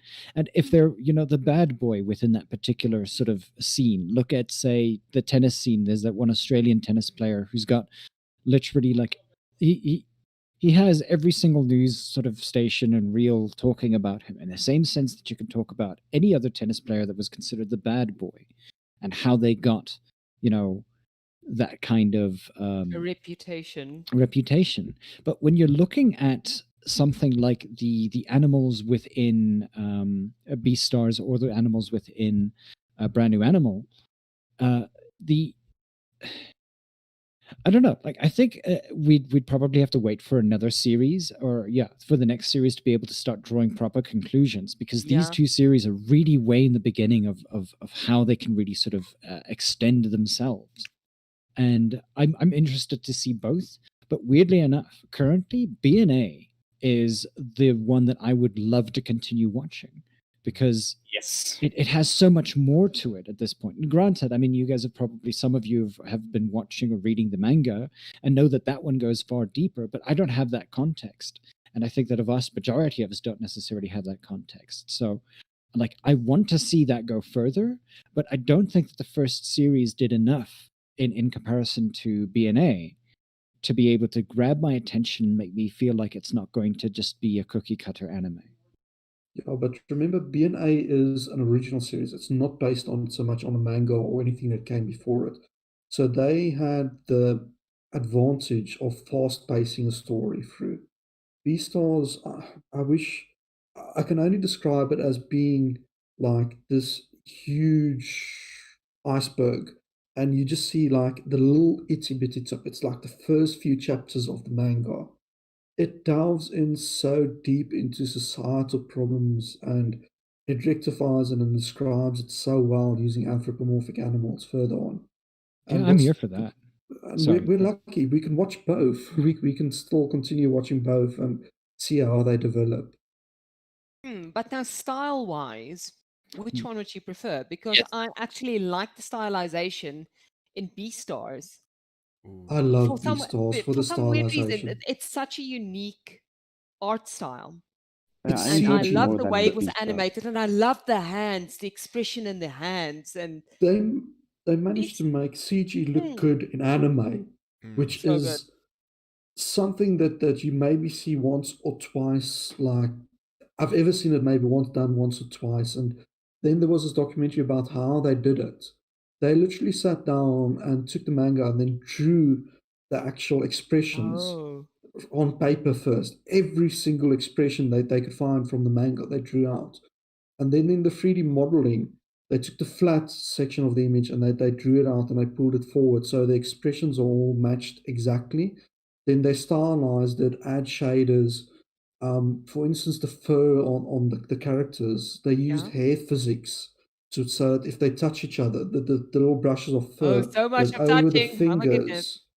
fingers. It's such an amount of detail was paid in that, and it shows off in the anime in terms of style. Not just that, the voice acting. You know what they did with the voice acting in the anime? If you watch the Japanese one, No, so because they I'm a didn't. dub girl. Same. So so they didn't go out and actually just went to a recording booth, had a session where a person sits in front of a mic. That's not good enough. They set up an array of 6 microphones in a studio and had all of the voice actors come Ooh. But that's the in same thing that they did and with. actually Sorry, do yeah. the scenes as if it was a play. Yeah, that's the same thing that they did with. Like, I mean, what was it? Like Robin Williams and them, like when it came to like Aladdin. they did the exact same thing. And they do Yeah, that a I lot with know. a large amount of other series. I think that that's probably the best way to do it, because then you can properly In jump Western off of one animation, person. yes. Yeah. In Western animation, yes, but in anime, they don't do it that way. In anime, it's a recording booth. Yes, unlike Western animation where it's one person talking, they'll have 2. But there's never the sort of rehearsal and doing the things. So what those Beastars did is they took the best aspects of CG, they took the best aspects of voice acting, and they sort of combined it, to take the series and to push it up another level. And that for an Anthro series, something that not everyone likes, that not everyone is going to watch. I give them credit for that. But don't you think like furry has become so mainstream? Stay with me here. No, That we are actually encouraging content creators to create professional content for us. Is that because they're creating content for us, or is it maybe because they themselves have a liking to anthropomorphic characters, or that they now have a liking to anthropomorphic characters? Oh my goodness, the rabbit hole goes so deep. That's what you said. A little bit of Lol. all. Oh my gosh. Is that a Beastars joke? I have you think seen it the might be. have you seen the creator for Beastars? Well, have you seen her? No. Isn't She he a has a furry? He's a fursuit. furry. She's yeah. a furry. She's Well, she a doesn't furry. describe herself as a furry, but she's semi-anonymous. The only time she goes out is if she's in like her fursuit, which is one of the female ends. So there's no doubt in my mind she has a love for Anthro, like a passion for it, and that's why she can like interpret and create these stories so well. Furry confirmed. But Furry confirmed. is it because they were pandering to the furry fandom? No, neither. I don't think Beastars or BNA actually did that. Nope. I think it's more the sort of paradigm shift of how they view Beastmen and how they can change the story. I think anthropomorphics was it's- used as a narrative. as a narrative, way as a too- tool, yeah. Yeah. Yeah, and That's you what they use. see that with things like Shield Hero is a very good example. You see it in things like ReZero, where the mascot character, like the magical girl mascot character, has changed to the point where it has a persona, it has its own voice, it has its own character, it's got depth, So they started to realize that they can use this as a tool to do stories. That's what's so exciting. That's what gets me pumped. Oh, Or like what's Spike coming. from My Little Pony, who used to just be a really annoying baby dragon in the 1980s cartoon and is now an actual character with fun lines and progressive views, etc., etc. I don't know how much MLP you watched from the last series. I've only watched the movie. Who are you I only talking to? watched God, the I first didn't even watch season. the movie. I watched the Movie was- first 3 seasons. And then, yeah, also fell off the apple cart Mm. there. I don't watch that. Sadly. I think Applejack from would be sad. talking to someone that used to love the Oh. series, they started pandering just to fans and started to sort of lose interest at that point. Yes, once you start doing fan service to that level, you are going to lose the casual viewer, which is kind of sad. Yeah. Yeah, But it depends who. Yeah, never mind. I mean, there's a lot wrong with considering that we're talking about ponies now. There's a lot wrong with the latter third of what happened to My Little Pony itself. There's a whole bunch of things that they did that weren't necessarily, useful to characterization. Exactly the same thing that you could say about something like the series that I was talking about earlier, Crystal Gems. Steven Yeah. Steven Universe. Universe. Is that eventually they just lost the plot because, pause times between this and that and the next series. Whereas I think within the anime era, and then possibly also like BoJack, specifically when we're talking about like very Yeah. recent shows that have come out, like on anime, and when it comes to things like BoJack, like it's about knowing when to stop more than knowing when to continue. And I think BoJack stopped correctly. Yeah. It's the same thing with The Last Airbender. It stopped correctly. The new series didn't have a stopping point. It sort of shoehorned itself to stop. And that sort of it kills the characters that you're attempting to sort of like find some sort of connection with. And you know what? You'll be able to find that when it comes to say something like Agretsuko, it doesn't need to stop anywhere. It continues properly. It sort of continues with her Oh. as she's aging. Exactly. Yeah. And Haida's Bay. I Yeah. just want to Yeah. say Haida's Haida Bay. is- Yes, Haida. Best boy.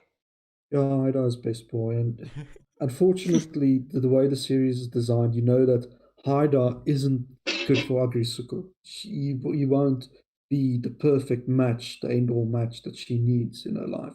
But Match And he we all actually want. learned that Now in the later kiss. season. let's see We all how want it to ship goes in them. season 3. Yay! They're not kissing. I'm Please, already I I betting on need it. them to. I need them They to. I can't. need exactly. They I probably also need will. them. Look, they probably will at some point hook up, and then they're going to suddenly do that realization, that aha moment. The same way she currently hooked Yeah. up to what's his face, Taidano. where Taidano, where it was like the love of her life, the person that could give her everything she wanted, And he was she realized, awesome and yeah. oh, this isn't working for me. This isn't what I actually need. It's what I want. Damn No, it, Retsuko. Why? And I think that's what Agretsuko does so well. It portrays office relationships, if, as an example, in there, is portrayed absolutely on point. I You feel like know, I'm Yeah, at work like when the I watch boss, that. who is an absolute asshole. But when it comes to doing the right thing and the best thing for his company, he's actually completely on board and he can like grunt with the best of them. He's a pig, so it's funny. But he can also like get in there and do the work for the betterment of the company. yeah, he'll put his head down when everyone's in trouble and stuff needs to get done. He'll put his head down and he'll do it. He will complain and he'll moan throughout for doing it, and he would want praise for it, but he'll still do that. And I think Sorry. everyone sitting here that's worked long enough in like corporate office environments, we've all met that person. That person exists. Oh yeah, You know, definitely. the same They with the are intern. exactly. Oh gosh, that intern. What was I his name? related so much. A something with an A. God, that guy. It Respond in depends on- writing within 2 hours or else. Yeah. And it portrayed anxiety, work anxiety. Someone that's new going to work, that's never been in there before, doesn't know exactly what to do. So eventually they pent up this anxiety the whole time, and they mess up and they don't do things right. And they find someone that suddenly gives them shit, and they go, oh, F this, I'm going to take my anger and anxiety out on this person. And I'm going to do it for our corporate letter. Oh, I'm going to really make their lives difficult. Well, meanwhile, that person was actually trying to help them because they've been in corporate before for so long. Exactly. Oh, like very appropriately, his name is Anai. What does that little snort for? I needed to unmute to actually like say haha. But yeah, oh my goodness, he was the worst. He Yeah. he's still there, but guess what? But he He's doing grows. bento boxes. He's doing bento boxes now, guys. But he grows as a character, and that's the one thing that I think that like if we're looking at serialized comics from like the 1990s into the 2000s and the American way of doing things versus how they're learning from their counterparts within the animation arena, is that we if if they want to create a well-rounded series and a well-rounded character and characterizations, follow that kind of ideology. Like there's something within anime that does that so very, very well, that makes the characters so much more real than I think that America can't get behind that. Their characters aren't as real unless they're in a movie, and even then, like they're like the perfect imperfection. Because I think coming back to like My Little Ponies, you had a problem in later seasons where the characters became characterizations of themselves. So it was like the character impersonating themselves, which seemed disingenuous. And I think that's also why I disconnected. So here in Agretsuko, you actually have characters who change. So they are not the same character the entire time. Like Mr. What is the boss's name? Like the pig. Tone. Bone, yes. He also at the beginning you think he's like this major asshole and he's like just out to get her and but in the end I wouldn't say he's a nice guy, but he's doing it for the right reasons. You know, he just wants her to succeed. But I think this And is mainly yeah, sorry, sorry for interrupting. I think this is mainly due to because they posed this question to themselves, like in the 90s already, on how are we going to complete characters and get them better. Look at things like Eva, Evangelion. The main yeah, character is a wimpy kid, and throughout the entire series, by the end of it, he's a wimpy kid that can semi-drive a robot. semi-driver robot. They never really had these character developments and arcs and things, and they started to try and change that. So you had things like Trigun and that, where they try to develop the person a little bit, and they slightly get developed by the end of it, or you learn more, so that you learn why that person is the way they are. And they never actually go through a change. So I think in terms of character development, they asked themselves that question earlier than what America has asked themselves. And I think America, if we wait another 5 to 10 years, they're going to start changing their animation style and stories to be more similar, to have development and things. Because you've seen this with BoJack and a few others, where some experimental animators have started asking those questions and started to get the gears turning in the right direction. Definitely agreed. You need to make your characters more not necessarily likable, but relatable. And you must also show that you can change. You can change as a person. Yeah. Character arcing. Yes, imagine it's a concept. It's Pseudo. been there for years. Yes. Pseudo, you sort of you've been like just before the show you were talking about something that was pretty interesting. About just asking this question. Maybe you'd like to fill us in about it. This question. Yeah. You want to In the sort one of in Discord. yes, that one. Okay. So I have a bit of an off-topic, on-topic question to ask you guys, but also the chat.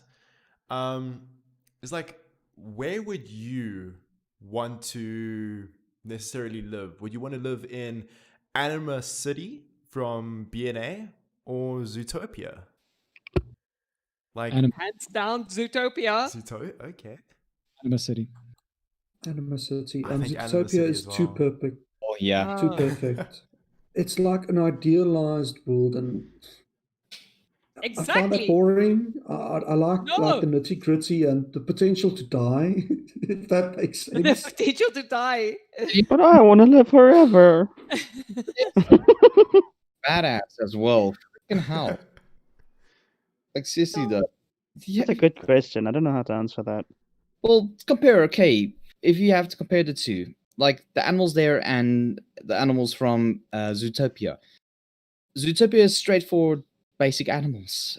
Freaking where BNA, these animals can mentally, just by having a freaking panic attack, go into a fucking monster. That's true. Then Zootopia. Because I like Yay, living in Zootopia. things. Yeah, but that's feral. That's again basically. Also, like all mammals living together. Kumbaya, my Oh, lord. my lord. Let's change it up a little bit and Kumbaya. say that if you chose Animal City, you're not going to die. Okay, you know that you're going to live a life up until like 90. Of course, you'll forget that you made when you make the decision. You know this. If after you made the decision, you'll forget it. So, which one would you choose then between the two? If you take Okay, death don't out take of up it, sports. If you Okay. don't take up sports, Especially what's it, baseball? Baseball. Don't do that. No. Okay. no. But I personally feel in regards to this is I don't know enough about Animal City to be able to make a decision like that. True. It's Zootopia, not fleshed out enough. if anything, Zootopia to me, bringing race into this again, Zootopia has literally, what's the word? It's placing certain animals into certain areas based directly off of that. Like a large amount of what it comes to in respect to Zootopia is like based off of racism.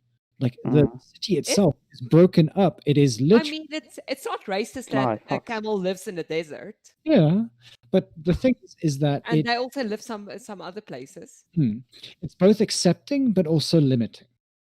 yeah. Okay, for yeah, I instance, understand what you're can't saying, buy like- food from the other places. So there was the scene with the lollipop thing. So if you really want a bigger lollipop, you're not allowed to do that. So that can be argued as segregation, isn't it? And in terms Well- of like, we won't know what kind of a social status they put on, let's say, camel living in the desert there. Yeah. Hmm. Well, we don't know. We actually know less about Zootopia than we do about Anima City. Animal City reminds me of like Röderport for some reason. It reminds me of Tokyo, just all the neon lights everywhere, and for Oh some yeah, reason. that's a thing. What it does It actually scream to me, and just from watching that, is it's very good at putting people or things in boxes, putting labels on things, and that's not the sort of place I would like to live. If that makes sense. Talking about Zootopia now. Labeling. Yeah, Zootopia, definitely. That's what I was sort of thinking about as well. Is that like it does label and it segregates everything. But I guess you'd expect a mouse to live in a smaller house than an elephant. Yeah, it's That's kind of like a narrative tool, isn't Yeah, it? I think the big difference between Zootopia and Anima City is that we've not seen like a Beastman, what do you call it, mouse yet. But the mayor is a mole rat, and she's the same size as a wolf.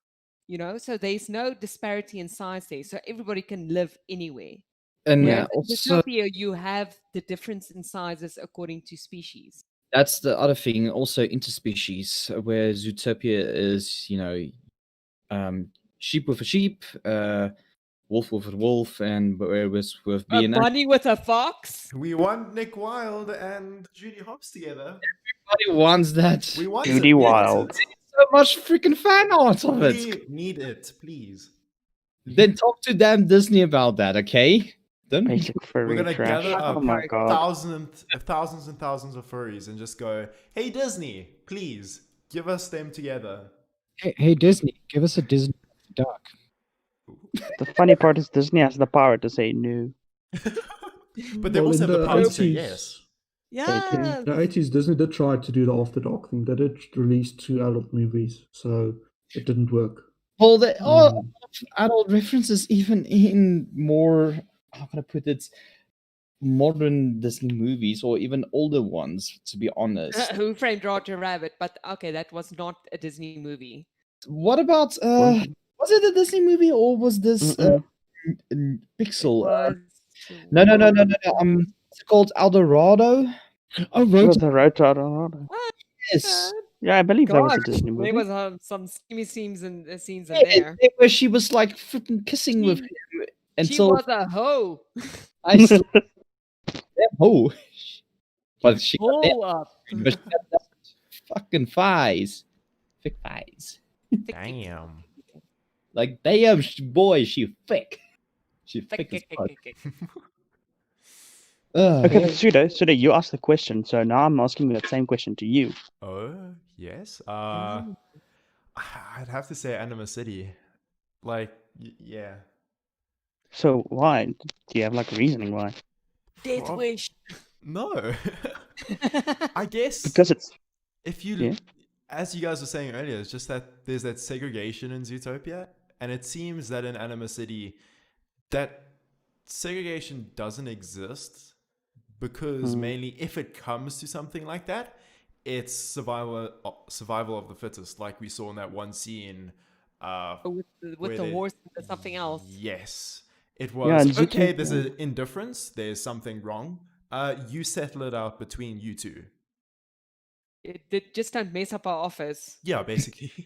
But wasn't that shown to be deliberate at some point in BNA, if I remember correctly?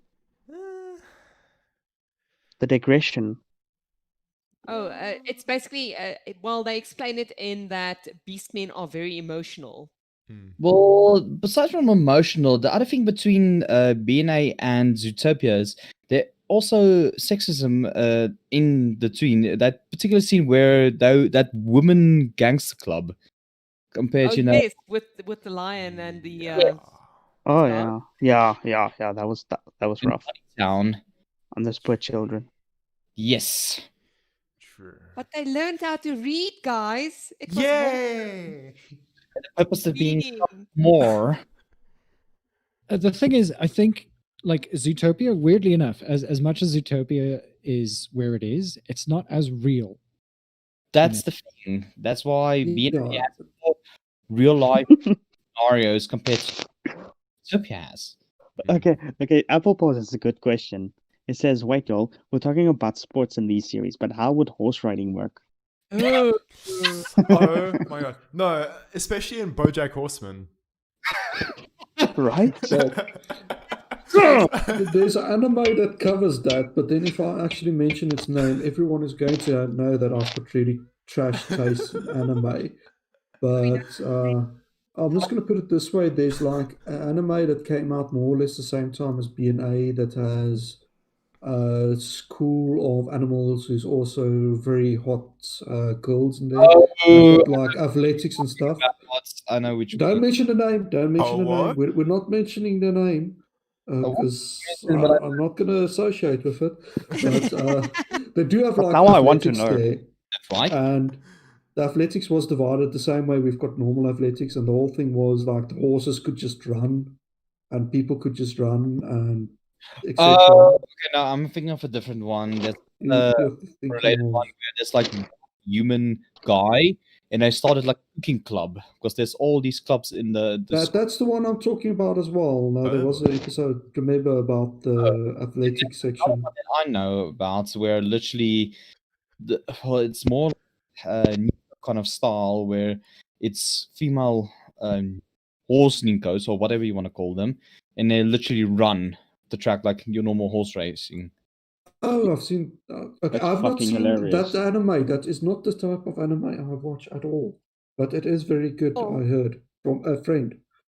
Can we, while we're on difficult topics, can Yeah, we please. talk about, firstly, the chicken in BoJack Horseman and the chicken in Beastars? Ooh, you know that's not in the manga, right? What? The chicken Yeah, the that sells her chicken eggs, story. the best eggs. You know That's who like that Are those chicken eggs? represents? I'm gonna make this creepy for you. You know who that Oh chicken no. represents? No. The actual author of the manga. That's more or less drawn like a Is, because they can't say it is definitely that, is because is it that doesn't her exist. persona? That looks almost like it, but they don't like specifically say it is. Okay, So because it's like a representation of delivering creative works into the world and people consuming it. That's what that's supposed to mean. because that entire episode freaked me out so much, and they dedicated an entire episode to where Legoshi's like egg sandwiches comes from. And I love that. Yeah, it was creepy. It was done in a creepy sort of way, but it's like a representation of an artist putting art out into the world, and either it's receiving positive or negative praise. and them continuing. Because remember, manga artists and anime artists are extremely difficult lives in Japan. It's not the same as cartoon artists are in the West. Underpaid, very long hours, extreme dedication. So that was supposed to like represent the manga artist putting out her work into the world and people either receiving it positively and negatively and getting Consuming it some and forgetting it until next week when they need happiness. their egg sandwich again. Precisely, getting some happiness every week from consuming that from them. At least That's this is from deep, like a yo. fan perspective of that, because they can't literally say it, because remember that's her character and she's always incognito in the chicken suit sort of thing. So it sort of harkens back to that, if that Oh makes sense. no, I'm so upset right now. But But it's creepy. They did it in a creepy way. let's If you talk about don't the know that. creepier thing about Becca from BoJack Horseman, who they also dedicated a whole episode to, these brainless chickens basically being bred for huge pieces of KFC. Oh my god, yes, that was fucking disturbing. I can lock that one out of my brain because I don't remember that one at all. Same. Oh It's God, somewhere in the back of my head. It made such I pushed it a out. huge negative impact on me because I was like horrified the entire thing through. Like, what in the actual? Yep. Full So on like, Kind of. show. it's like, don't worry, they're stupid. They don't feel it when we eat them. I'm like, I know. It's a feel, especially coming from a chef's point of view. Yep. And then also in Beastars, you have the meat market Mm-hmm. where, okay, I still need to understand this. Do herbivores donate their bodies to the meat market, or is it kind of like the body snatchers happening there? Because it comes from my hospitals and understanding, morgues and things. it's mostly donating like 90% of it, and 10% of it is shady. But That's why you everybody still knows have like it's human there, so trafficking. why is it illegal? It's still to keep up the appearance or keep up face that everything is okay, that they can exist Civilization. together, even though they really can't. They need to have that dependency on one another. But the So that's question why is, it exists in the back alleys and things. to who does this has to be shown? There's no humans. It's No, it's for the their own sakes, herbivores, I because think. yeah, imagine if you lived in a world of constant fear that you might be eaten. You can't stop thinking about that for a second. Because everywhere you look, you see like dead carcasses. You see your rabbits hanging there and stuff like that. So they can't see that. So they move that into the black market, and it sort of becomes this inner secret that Like the everyone knows exists, but unspoken no one. secret. That's it, and no one tells each other that it sort of exists. Yeah. But Okay, everybody If I knows. had to see a human hanging in a shop, I'd be like, that's I'm problematic. okay. This is a bad part of town. I'm leaving right now. Never mind humans, Fucking just imagine Randfontein. like monkeys hanging in shops or apes. Even that for us as humans is disgusting. We don't want to see it. So you can imagine the trauma of that if your entire species is the same. You know. It reminds me too much of a very old conversation, and just bear with me when I tell this now. Like when I started out as a chef, training and learning, all the types of cuts and stuff as well. When you look at the carcass of a pig, a sheep, and so on. When I was on practical with one of a different student from a different college, he came up with a very interesting conversation, and it just progressed. Like he said, if you had to go into cannibalism in terms of how, if you're going to use the human body, how would you portray using what parts as what type of cuts? What? Yeah. What? That's a totally normal conversation. Loin. Okay. He's just speaking hypothetically, guys.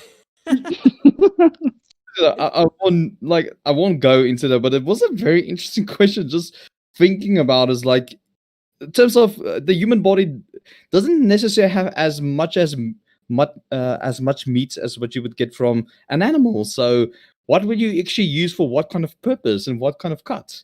Have you seen my Oscar Donner ads? party. Yeah, I guess what sort of situation leads you to want to need to eat a human? If it's like a A survival plane thing, crash or you a don't. lost expedition. Yeah. Or Not If it gets to there, you don't care about what cuts it is. You just want to eat meat. You just cut it up and cook it. You can't be picky. It's like, So yeah, just- today I feel like eating toe. Yeah.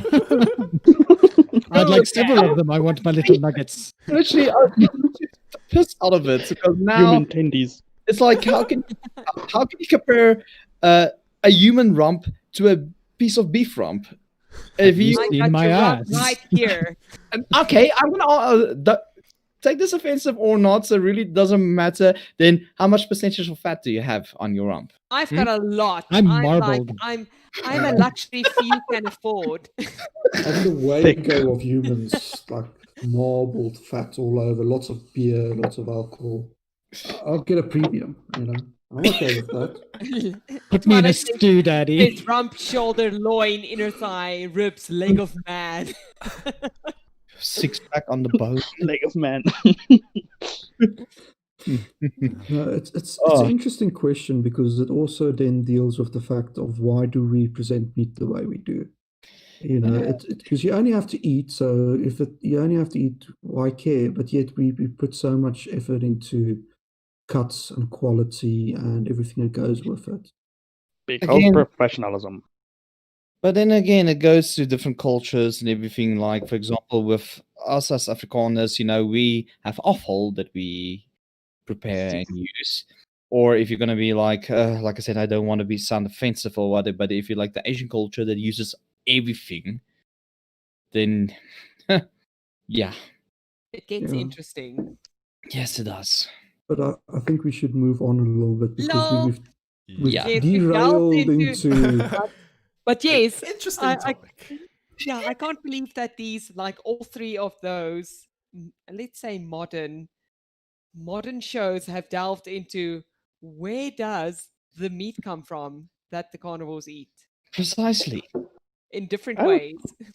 I would say Wait. these are legitimate questions, though. They did mention that they go to graveyards. They Yes, for- the for- morgues for a lot of That's where the morgues. biltong comes from. And then Mm. and then of course, depending on whether you want it fresh enough or not, they would obviously like lambs to the slaughter kind of thing. No. It's Soylent Green, says Twilight Fur. yeah. Soylent Green is that movie was fantastic. Let's not let's get off of the eating humans Anyway, for a yes. second. There is like several other animes that's like really good, but I just want to, for those of you that haven't watched anime, I don't know if anyone of the panelists here have watched any Ghibli movies, because I think that's the perfect sort of entry point for a non-fur to get into anime. Is Ghibli. What? Movies of B those? movie? So B-movie? Ghibli What? is a studio. What? No, Don't- it's don't- definitely what? no, Don't. no penalty, Don't. penalty, penalty, Don't. Very penalty. B? Red card, red card. We do not speak Okay. its name. So like, okay, Ghibli is Disney for Japan, or they used to Oh, be. that's They true. don't. They sort of stopped. So they did things like Spirited Away, A Whisper of the Heart, Porco Rosso. Princess Mononoke. Princess Mononoke is a very, very good example. Yeah. And they have the this way cat of being, returns. the cat returns, yeah. And what was it? Something and Wind. Nausicaa Valley of the Whisper of Wind the is their first Heart. one. But Yes. they're very, very good at portraying anthros for some reason. And I wonder if they got that from Disney somehow. But don't you think it's because there is a huge pantheon of animalistic spirits and a culture of animalistic spirits in Japan, especially? Oh yeah, definitely. And also they did all anime on the Tsunuki, like the raccoons. That's very much a Japanese thing. Oh, that raccoons can Pompoko. transform. Yeah, Pompoko, Pompoko. The ones where they And they- bounce around on their balls. That's yeah, the and- one. and Oh that's- yes. Oh That's no. like Japanese folklore that they can do that and use their ball sacks to transform and things. And it's amazing that the Western audience enjoyed that movie as much as they have. Because whenever I spoke to someone about the movie, they said, "Yeah, that was cute. That was silly. It was fun. They enjoyed it. I haven't heard a bad thing about it yet." But yeah, I watched it once or twice, and it's such a weird premise as well. Don't the humans come to, I don't know, break like cut down Yeah, their forest and they yeah. fight back. Yeah. And then they lose anyway. Is it anyway? Gosh, Yeah, they spoiler. lose anyway, Sorry, and they guys. learn to adapt to their new surroundings and things, and it's a good message Yeah, of you can fight for the righteous thing and still lose. What's important is that you can move on from that and adapt. that's sort a lot thing. of what Studio Ghibli does, though. Studio Ghibli doesn't necessarily give a very sort of clean cut No, end there's never to. happy endings, like Yeah. happy endings. It's kind of like, oh, this is not the ending we asked for, but It's the it's a ending good we're one. getting. Yeah. Yeah, it's like Laputa. They'd also took like a big risk at the end with that one, where Mm. a girl turns into an old lady and she has to come to terms with it. Yeah. I'm not going to Oh, spoil the isn't that movie because that Howl's one. Moving Castle? Yeah. Oh, sorry, that's Howl's Moving Castle. Ah. Because that But one then- I think is the perfect sort of entry point into Ghibli is that movie. But then But she there's was also okay Wolf, with being an old lady, Yeah. which was Oh, like, that's I didn't want to mention it. but Wolf But Children for- does the exact same thing. oh But god, yes. not Wolf Children. Wolf Children. Oh, is that one made me so, cry so so hard. I'm sorry. Gosh. I don't want kids, but watching that movie, I could understand this is probably what parenthood would feel like. Okay, but And I just you want just got kids that that you one. can throw a live chicken at and they're fed. Well, do I want wild wolves as kids? Yes, I would not mind that. I also would not mind huskies or dogs, but I do not want a baby that's strong enough to tear up a live chicken. But it If can that be so makes easy sense. Fucking to feed. disturbing. I'm just imagining a baby tearing up a chicken. Oh god, we're back there. Okay. Yeah. We're back again. Moving on. Circular conversation. Oh, but Wolf Children actually had such a nice twist, which I'm not going to reveal at the end, because you think you know where the story is going, and you're wrong. You're 100% You're wrong. completely wrong. You're so dead wrong thinking that's a normal story. And it has these moments that just like move you through the series. And Oh yeah. it's so good. The animation of the kids, running through the forest and the wolves running through the forest and how like nature intertwines with them. The wind goes with them and the grass goes in the same direction and things like that. It's perfect. It's a movie that I would recommend to anyone to watch. How Is can we there- talk about? Sorry, yeah. Yeah. No. Go. No? No. Jokes, No, go. No, Okay, you okay. guys go. You go. Mm. Just go. Okay, let's just okay. So one series episodes thing that I want to add, like what's adding to this entire topic of what I think helped build the fandom and had an influence in the fandom, is just simply Digimon. Ooh. Oh yeah. Digital monsters. But I think depending on, Digimon had a yeah.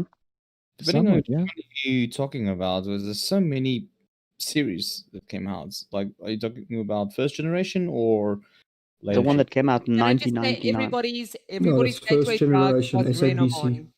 Just Yeah. saying. Just putting that out there. Actually, no. Renamon. gateway Renamon. drug. Mm-mm. But Renamon was the best Pokemon. Killmon. Yep. Killmon, guys. Killmon, come on. And Ate everything. and where Garurumon? Ooh, Oh where wait. Garurumon. Yeah, fair enough. Mm. Mm. If I just get that picture in my head of that small little comic of like, who was your first crush? And then they asked like the third Yeah. guy. I And- thought of the same comic. yeah. Oh, good times. Yeah, and it's Ah, one of the few Mirren's- times it was Digimon and Pokemon and Yu-Gi-Oh! Yeah. Or the three series I Pokemon. remember that South African children growing up moved all of the ages. I was in high school in Pokemon It, and we still spoke about it like in our standard 6 or standard 7. Back when we And still you had had, like, standards. Standard 2 kids still talking about it as well. So it's due to conversion, so it's grade 8 and grade 4 kids, all of them loving Pokemon. It's one of those few weird things in life where you had like all kids enjoying a show for a very long time. Yeah. And still enjoying it. Holy moly. Oh, Yeah. throwback to when Franchise Simba Chips is- had the Pokemon Tazos. Oh, yes. Oh, Tazos, I miss Tazos. Tazos was like, so for the American audience, Tazos, what's the equivalent? Pogs. That Pogs, They're yeah. It's Pogs, yeah, basically definitely Pogs, but Pogs. they were given out for free in chips packets in South Africa.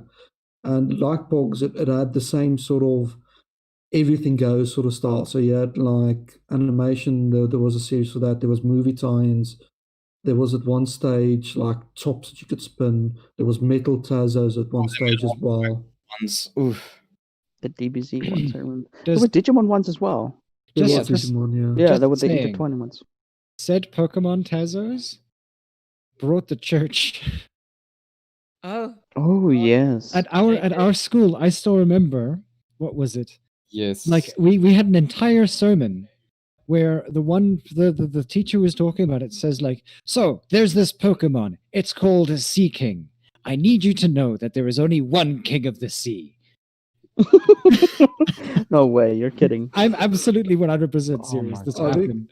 You Yeah? probably went to the same school I did. We also had it. It was probably the same group went to all the schools because they used to pay for the lecturers to actually come through. And I promise you, we had these lecturers in going on about Pokemon and how terrible it was. And you know what the irony was? 2 weeks later, the president caught me and a few of my friends playing Magic the Gathering, and we caused the biggest scene in school about satanic things getting into the school. And we had the lecture of, the other people, they were so nice. They came to you 2 weeks ago. They had the whole thing about Pokemon and how you shouldn't like go into these things. Yet now today we're seeing you playing this terrible, evil card game. And the worst thing is just look at these cards, and he pulls out the land because. And he looked. She shows me. I said, "Oh, that's a pretty land." And he looks at it. He goes, "Oh, no, no, no, no!" And he tries to pull out another one that's supposed to be satanic. It's one of the few memories I will never forget about that school. We got our Pokemon cards Go. back. It was banned. They actually banned all. I think they couldn't ban like Magic the Gathering specifically, but they banned all card games on the court. That includes like poker and all of those afterwards. Interesting how Pokemon has become like from that way it was like banned from schools to now where it's become like popular culture. yes, exactly. Well, more so. So much so that Pokemon Go got people walking. Amazing. Mm. Yeah, And for like 2 crashing months, their then they got cars. tired of it. Yes, okay, but in South Africa, I don't think we had the infrastructure to really play it Yeah. properly. Yeah, there So, were a lack I of Pokestops and just Yes. events in general Oh my god. at the beginning. So something interesting about Pokemon Go, right? So my sister-in-law, my brother's wife's sister-in-law, right? Yeah. Yeah. She was playing Pokemon Go, and while she was playing, she came across a dead body. What? Uh, What? Did she That's throw it. a Pokeball at it? oh my god. Oh, yeah, why? Again. Oh, but my school was right. It is bad. Oh no. It is it's the terrible. beautiful evil. Logan Paul. I'm sorry. Wait, what? Citation needed. Yeah. Citation. Talk about how it had like some positive influence. Believe it or not, and I'm not joking when I work at a cafe. Suddenly, when Pokemon Go came out, our cafe started becoming so popular. The reason why was it was a Pokestop. Well, brilliant. That was one way of like actually driving like business into a place is to create a Pokestop at a place. Yeah. Yeah. My brother bought a Kids water feature to put in front of his house to make it a Pokestop. Nice. Wait, So you had what? like people at like 2 a.m. driving past slowly, stopping for a few seconds, and then you see like the phone screen light them up, and then they drove away. Not creepy at all, right? Not That creepy at would all. drive. They just taking pictures of your house at night. That's all. Mm. Nothing Yeah, weird. just Suddenly, just like a don't, Imagine I a can- cop was playing that. yeah, imagine, Stop. Copper, imagine you took one of those things and you put it in your neighbor's yard and you don't tell him. Oh, oh God. Oh no, that's evil. That's evil. Get Sorry, pranked. guys. Oh. Oh man. Yeah, but how many Pokemon are there at the moment? Because Too many. yeah, I stopped at 352? 152. I only care about the first gen ones. Yeah. First gen, Yeah. but that's it for me. I can name all of them, but you know what? Indigo I don't League. blame any of the kids today that's growing up with the new generations, and they're playing Pokemon X or Y, and they're going, my favorite Pokemon is, I can't even name them. I think that's awesome that they're enjoying something that I enjoyed as a kid, but in a new way. So Yeah. Oh, I won't definitely ever keeping it diss fresh. the new series, but for me, the first one is what I grew up with. That's what I But is remember. there still a anime series on Pokemon? Yeah. Yeah. Really? Long Yeah. time. Yeah. Oh my And they're still the God. same age. Yeah, Ash Oh. hasn't grown up at all. I don't know He about still you hasn't guys, caught them but all. I don't know about you guys, but my favorite Pokemon is Pikachu. Of course. Oh. Pico who? Pikachu, yes. What the? No. Totodile. Bulbasaur, man. Bulbasaur. That's who it's Bulbasaur. at. Me being the Cubone. furry trash I am, I'm going to go with Eevee Cubone is also cute. Eevee's super Oh cute. yeah, Eevee. at all the evolutions. This is gonna Eevee. sound so typical of me, but Luxray. Oh Yeah. no. What's that Fair enough. again? I need to Google that. I can't remember. that. Fucking freaking lion, the black lion, man. Twilight Taste Oh. Vaporeon. Uh-huh. Freaking like he has a temper and everything, but he's such a badass Pokemon. Yeah. And Like can we take a my second? favorite. Just Plated says his favorite Pokemon is Renamon. I must believe. No. Yes. Yes. beam stick. Yes. Well, Can we just take throw a your second? Temtem card at that Pokemon and catch a Renamon. Can we take a second just to appreciate the theme songs for Pokemon, Digimon, Dragon Ball Z, all the things we grew up with that you Oh, can hell still yeah. sing to this day? You know, I it want to just never be left the us. very best. Yeah. What about the Gummy Bears intro? Gummy I've heard the bears. middle Oh my version of that. I god. like it better. Jumping in and there and everywhere. Hell yeah. High adventure that's beyond compare. They are the gummy bears. Here comes the gummy bears. Yeah, I can still remember it. It just never leaves you for some reason. You know what? My favorite Pokemon is Goku. What? Jeffrey, well done.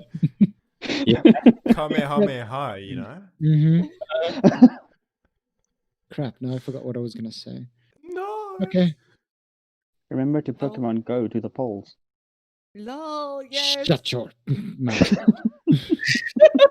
Oh my god. What about Apple Beamove? I thought you were trolling. Lol. I thought Barry? you were trolling. But Trubbish is an actual Pokemon. Yes, Trubbish is in fact an actual chum. Yes. Oh my god. Wow. Category trash should- bag. Yes. Read the what's the word? The portfolio for him. It's weird and stupid. It resembles a full dark green garbage bag that with a knot at the top that acts like ears. Oh my gosh. Aww. Not okay with this. Trubbish has oval-shaped eyes and large triangular teeth that resemble broken glass. Mhm. Its Kinda arms cute, look not gonna like trash spilling out of small tears in the bag, with pink and blue objects protruding from them. Its feet are dark green and stubby. Trubbish Let's was go- supposed to replace Muck. Yes. Oh, You Mm. wait until you see the evolution form. I caught a awful. glimpse of it. I caught a glimpse of it. It Kind of looks is like me in the morning. Garbodor.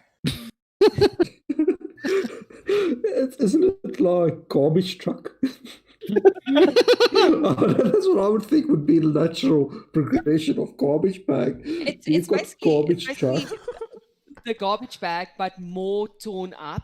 So its garbage bag is more like a mask on it than the actual body. Well, it's a But poison come on, you type. had garbage truck, and then the ultimate form would be landfill. Landfall. I That would stink make before I sense. am. Oh gosh. Shame. And obviously there's also like several YouTube videos on how to make one from like art clay.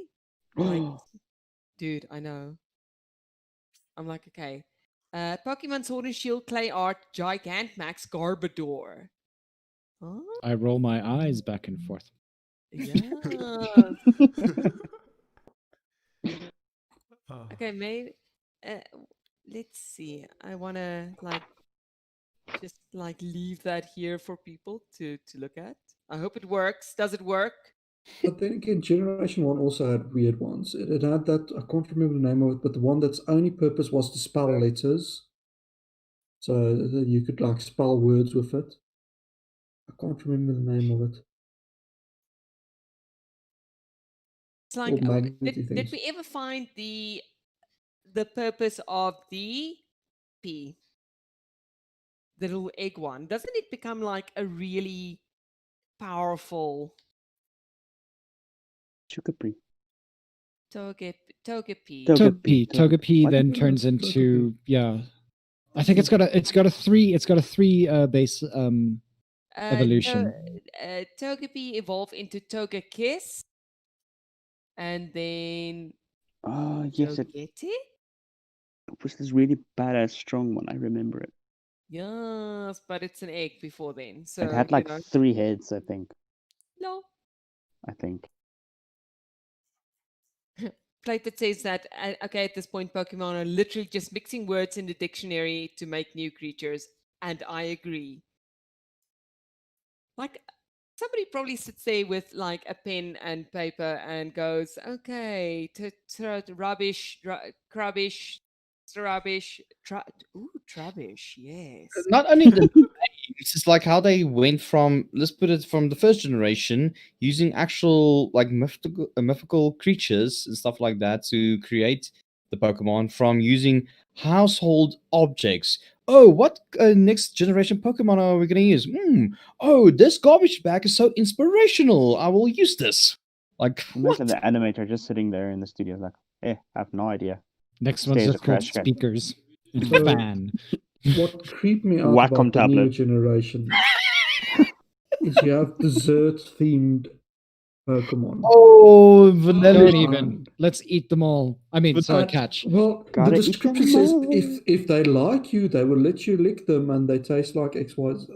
Oh no, wait! What? This is going down. This is going down. Abort! Abort! Sorry, Oh, but that's it has hot. to be said that's what I was just like. No, I like my Gen ones. Guys, if you like the newest Gen, that's your thing. I'll stick to Gen 1. Thank you very Shout much. to Magikarp though. Pretty much Magikarp. useless until they Until they become evolve, Seeking. until they become Gyarados. But That do you know who the real and king that of the bug sea Pokemon. is? Moby Dick. That's who the real king of the sea is. Acoustic? No, Mobies. Hey, Mobies. Yeah. Mobies' surname is Dick. Richard. Moby Richard. Mirren says, have you guys heard about Kitai Denju Telefang? It seems to be like a whole new level of, well, Pokemon-ish RPG games. I link. Oh, I link. There you go. Ooh, Ta-da! it looks But like the it seems to fan-made be Pokemon like a games. completely, well, Pokemon, Digimon kind of knockoff. Or maybe Wait, this I've is the played this. original. No, You no, have no. this? Yeah, the first release of this, you get it as a pirated card that they renamed as Pokemon Green or something. And what was Oh. interesting about this is on this one, it's like a cell phone mobile Java game in Japan originally. So the Game Boy version of this, in the game, you had like a cell phone that you could pull out and have like a little thing that you dialed your monster and stuff. It's actually a lot of fun, if I remember correctly. Remember, I played this like 8-9 years ago. But yeah, it did actually make its way here. There's a fan translation of it. They called it Pokemon Green, and they just swapped the splash screen to make it look like Pokemon. But the gameplay itself is solid, and that was for the Game Ooh. Boy Color back in the day. So it's like a in the game. tomato sauce bottle Yes. looking like an old gold bottle, but not. To get you to take it off the shelf. Ivik's only contribution to this is just yes. Yes! Sorry. No. Apple Paws mentions Breadwinners. Have you guys watched Breadwinners? Yeah. It is an entire cartoon centered around ducks delivering bread. Yes. Ducks. Oh god. Active ducks, Duck. like the avian duck. Like Well, in a cartoon power ducks. man delivering bread.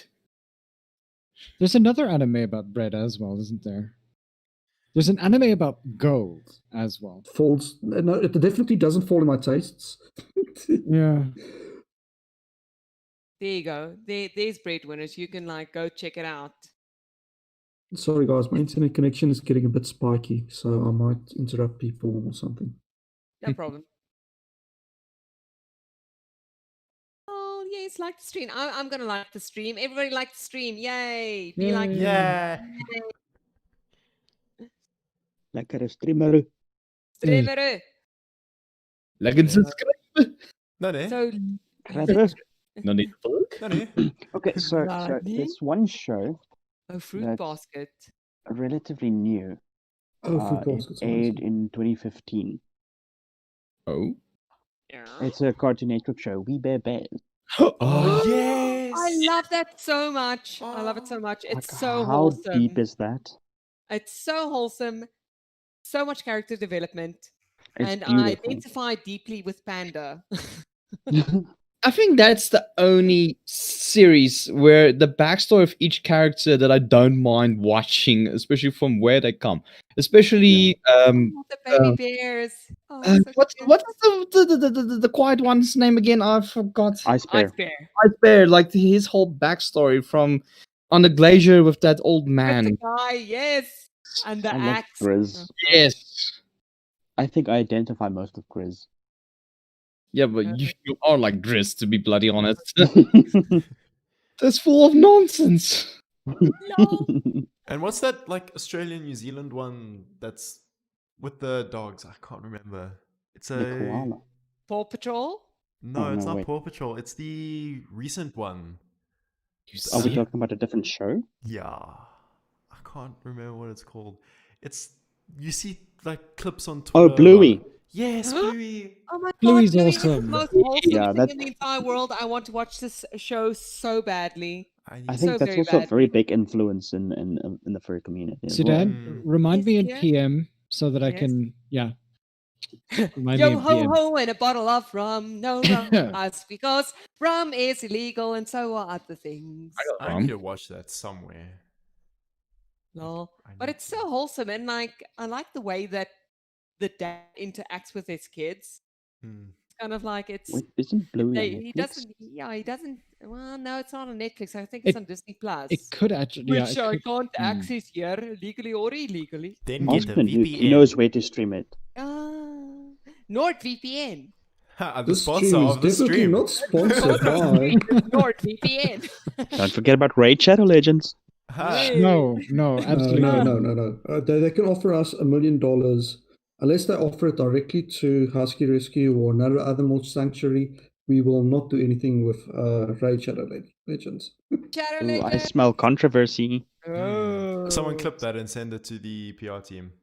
Please Yes. do. I would endorse it actually, and I'm 100% responsible for saying that. They've done some terrible things. Yeah, I'll just leave it at that. What is Infinity Train? I think I saw the Oh, trailer. Wasn't The there like not huskies, corgis? Corgis. Infinity Train. Let's quickly see. Infinity Train. I think there are anthropomorphic corgis in there, if I'm not wrong. There they are. It's following the success of the regular show, which is also a good show. oh yeah, Um, love regular show. Cartoon Network show creator Owen Dennis introduces a new animated series highlighting the adventures of a preteen and a robot companion. Ah, Does it have JG Quintel in it? think so. Let's quickly see. Internet Movie Database. Oh, it's got an 8.4 on Internet Movie Database. I didn't know that this was actually like released yet. I'd only ever seen the pilot for it. So good. It's got So, a yeah. very nice premise to it. There you go. There's the Internet Movie Database link for it. And It- Apple Pause, why? Why does it make you cry? No spoilers, but Wait, that's what IMDb stands for? Internet Movie Database. Whoa, Nice. okay. What did you Okay, think it stood Zoomer. for? No. What did you I think it don't- stood I for? don't know. I didn't think it stood for anything. Really? Just IMDb. Don't mind me. Just classic old Zoomer here. Sorry about that. No. It just We don't know. The more you know. Google's the source. So another modern day cartoon that I want to, I don't know, maybe just chat about or mention or something is Yeah? The Amazing World of Gumball. Of course, yes. I've yet But- to watch it. I need to. I've been told to. It's good. What I love about it is that it's got meme references in it without Yeah. being blatantly meme. Mhm. Like There's- It it's, does it so nicely. I think it was possibly one of the only series that sort of popped into pop culture and took pop culture seriously and took it on like whatever it was there for. And instead of making it like terrifyingly overt, covertized it just enough. And I think it's probably the only animation that has actually managed to do that on like with flair. My Oh, single and I love it. favorite episode of The Amazing World of Gumball was the episode where he told the cactus chick to check your privilege. Oh yes, I saw that that clip on episode- Twitter the other day. It Yes. absolutely Oh my killed me. I gosh. loved it so much. No. It was so good. Ah, it's like horribly self-aware, but not. I don't know how to describe it. It's kind of Yeah. like they do break the fourth wall every now and again, but But they not, do it tastefully. yes, not to the point of being distracting or being annoying or whatever. I really, And you don't really feel enjoyed that show. Beat down from watching the show. It's like it's got humor in its own right. No. I think So it's kind of not like Deadpool levels of breaking the fourth wall, but something Oh, Somewhat. toned Oh down. yeah. More like Ex- Rick and Morty levels of breaking fourth wall. the thing is, Like, yeah, the best way to do a comparison of that is literally just saying that it has Amazing World of Gumball levels of doing what it needs to do. Yep. Yeah, it's genre on its own. Absolutely. Yes. It's got like 3D and 2D animation in one. And live action as well. And everything goes. Like I literally, love it. do you want to be a walking cactus? Be a walking cactus. A character is a fucking square. A very It's yeah, just a square. a very good way of saying it is it's SpongeBob but better. Yes, it's the Oh, modern day don't you SpongeBob. don't you Oh, badmouth SpongeBob. oh. It's one series I didn't have much love for was SpongeBob. SpongeBob.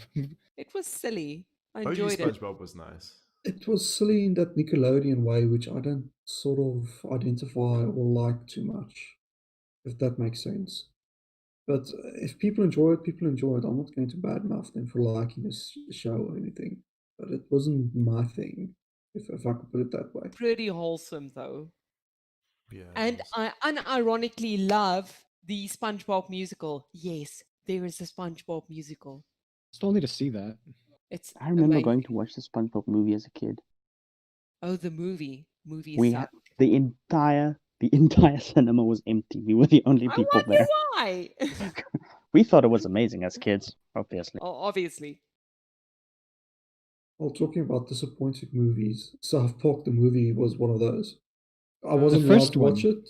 Yeah, the first one, because it Yeah. came out, it There was was more than 13, one. and I could actually go watch it, and it was the biggest crap under the sun in my book. The series had its moments. We No, but recorded the it. series, the series is satire, out and out satire.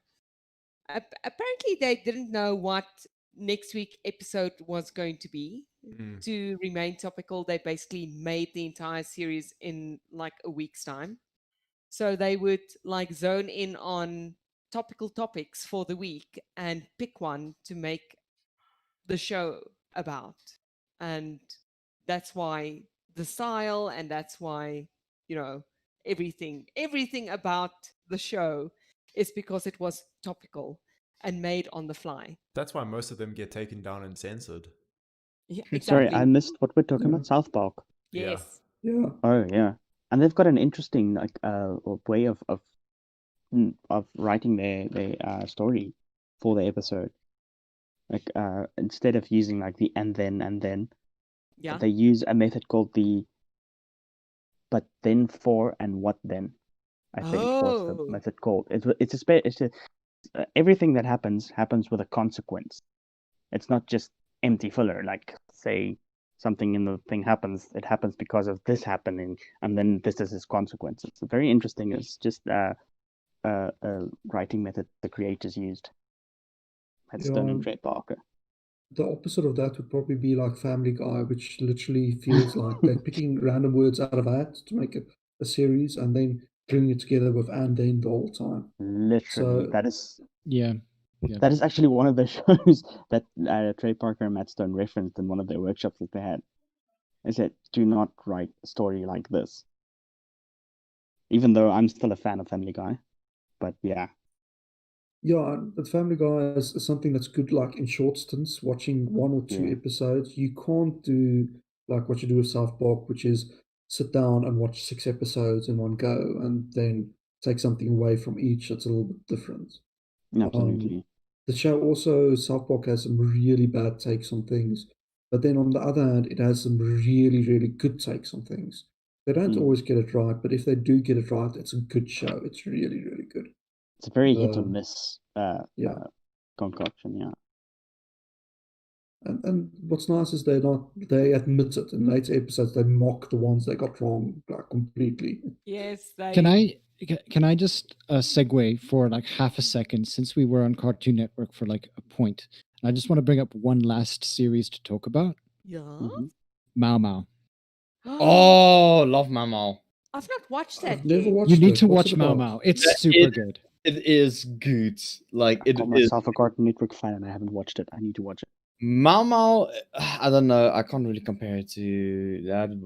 Like, I don't know. I would say it's the furry version of Trippin' Samurai Jack, but yeah. Yeah, actually, you're probably like that's relatively right. It's the furry, and probably a little bit like sort of more youth oriented. Yes.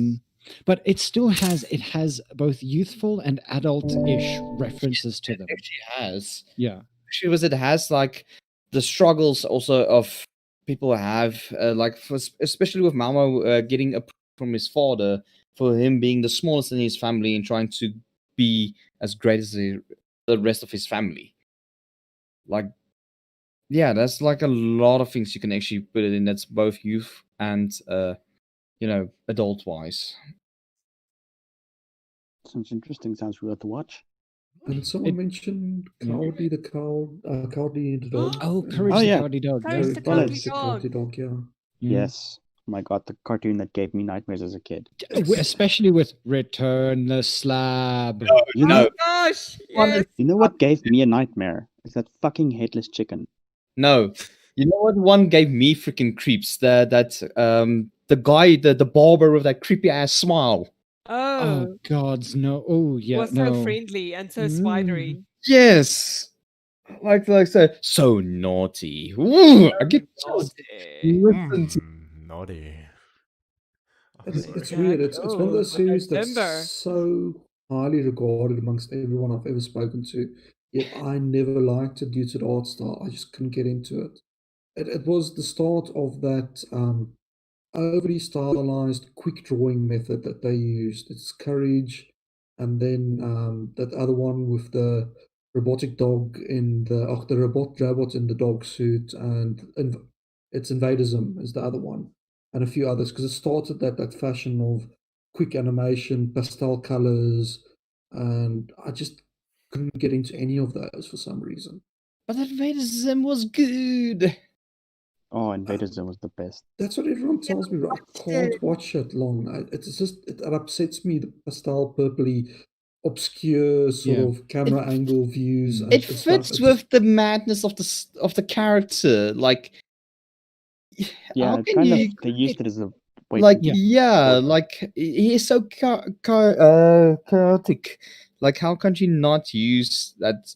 Like, I don't like using it, but like that cheap style for that type of character, just going on about freaking nonsense. I'm gonna call it that it was the beginning of what we have now for animation. Yes, Like that whole sort of like cocaine concoction. yeah, it like literally you're just like Cane here, train kid, trip. have fucking sugar, and that's what you're gonna get. And The you're sugar going trip to on a watch high this? level. Yeah, for 20 minutes, you're going to catch this, and no one's going to know what the hell's going on. But this is going to keep you busy for 20 minutes. That was the It's sort of adventure time. yeah. It's I love Adventure Time. I Uh, actually do also love Adventure Time, but it got a tiny bit serious for me towards the end, which is Oof, not a bad thing. It's not a bad thing. show is so deep. Yes, it went Yes, literally it like at the was a beginning. bit It's too real for me. Middle like to in the more is a beginning, genius. it was so, how can I put it? Like so random, yet you love it, and then suddenly it started building a plot towards Yeah. something bigger that you Yeah. wouldn't even thought it would do that to begin with. Oh, Marceline's episode where she saw her dad eating the chips.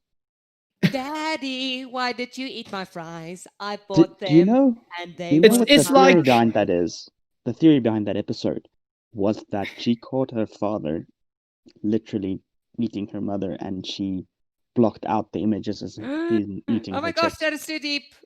Right? It's like Ice King. Also, you see him as this crazy freaking Oh, blue so man, tragic. and then you So find out he was tragic. actually just average, genuine, caring guy that went Simon. through. Yes, Simon. Oh, And the journey that he and Marceline took, to survive. Like, oh my word, I got so emotional just from dude, that. yeah, like Ice King really annoyed me in the start, and then when I saw his story, I was like, oh, Oh, that's why shit. it's like he is. It's just like BoJack. And it's just Right? because he wants to be back with his freaking love interest. Like, goddamn, I feel sorry for the guy. So And- I wanna throw in a bit of an early 2000s cartoon, Disney cartoon. No, it wasn't Disney. It was from Cartoon Network. My Gym Partner is a Monkey. I was just about to Ooh. mention that. Like that was one of the most weirdest, next to Camp Laszlo. Oh, dude, Camp Laszlo. Laszlo was such, again, an acid trip. Lazlo, Lazlo, and Laszlo was his name. And the ending where the camp counselor wasn't actually the camp counselor. Like, what the fuck? Dude, what even? Yeah. Like, I couldn't process that. Like, how? It's And like that was another- like throwing a wrench into the whole story. Like, dude. Another. Sorry, I keep on just No, randomly go throwing for things it. at you guys. Another good cartoon from like the early 2000s as well. Disney cartoon specifically was Brandy and Mr. Whiskers, where Kelly Kyoko was Brandy. Oh, I need a refresher. Hang on. Brandy, Miss Whiskers, my they were in the plane Brandy and and they Mr. ended up in Whiskers, the jungle. She's so like a perky dog, with the Yeah. high All in the lifestyle and intro everything. song. Dog.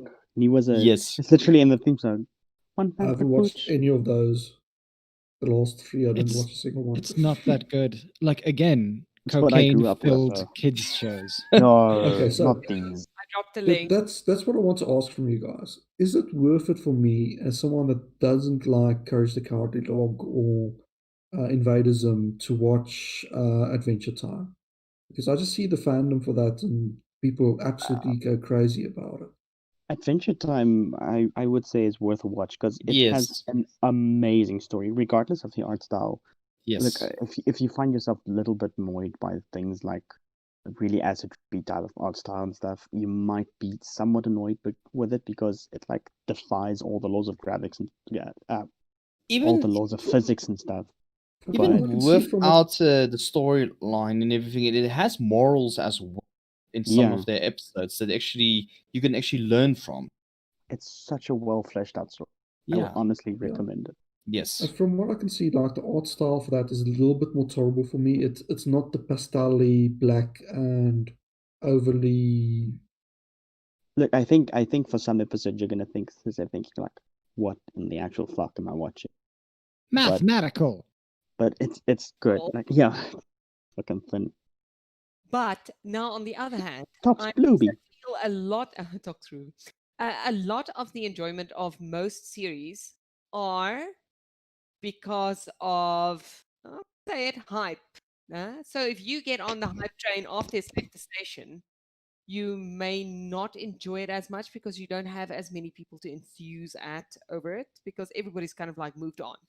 It is Mm. how I have never watched and probably never will watch Supernatural.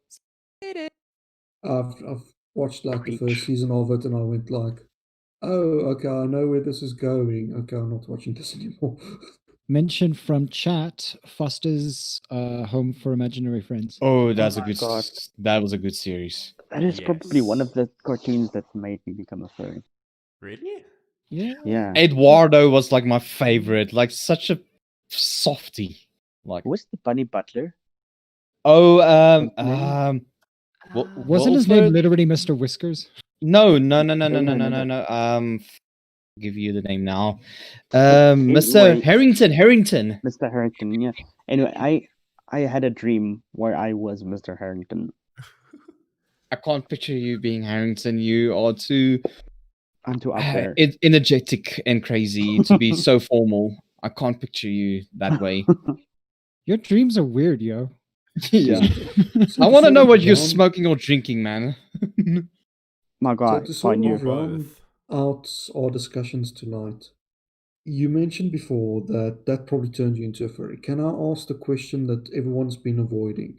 What animation would you Ooh. say contributed the most to you becoming a furry? Ooh. The real hard That's a good question. one. Let's review what my persona is. Nah. Lion King. Hello. Nailed it. Let's Well, Let's Yeah. be honest. if it's me, it's a two-parter. One, like I said, The Lion King started it all for me. In terms of the wolf persona, Balto. see. I just think a childhood of animation with anthropomorphics. I Yeah. wouldn't dumb it down, or not dumb it down, but pin it Not down to narrow it one down. single one. Yeah, Yeah. no, narrow down, yeah.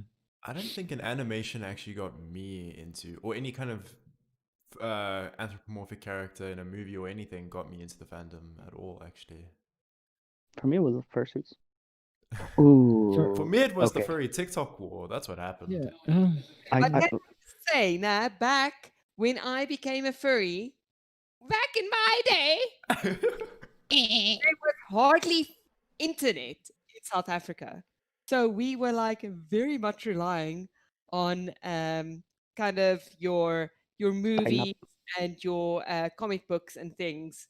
Series and those things, it's like with those two being the biggest influences, like the biggest influences of how I got into the fandom, how it progressed more for me was watching the cartoon series back then as a kid, like Road Rovers, Street Sharks, Extreme Dinosaurs, and things like that. Those were the things that just threw the bomb at me.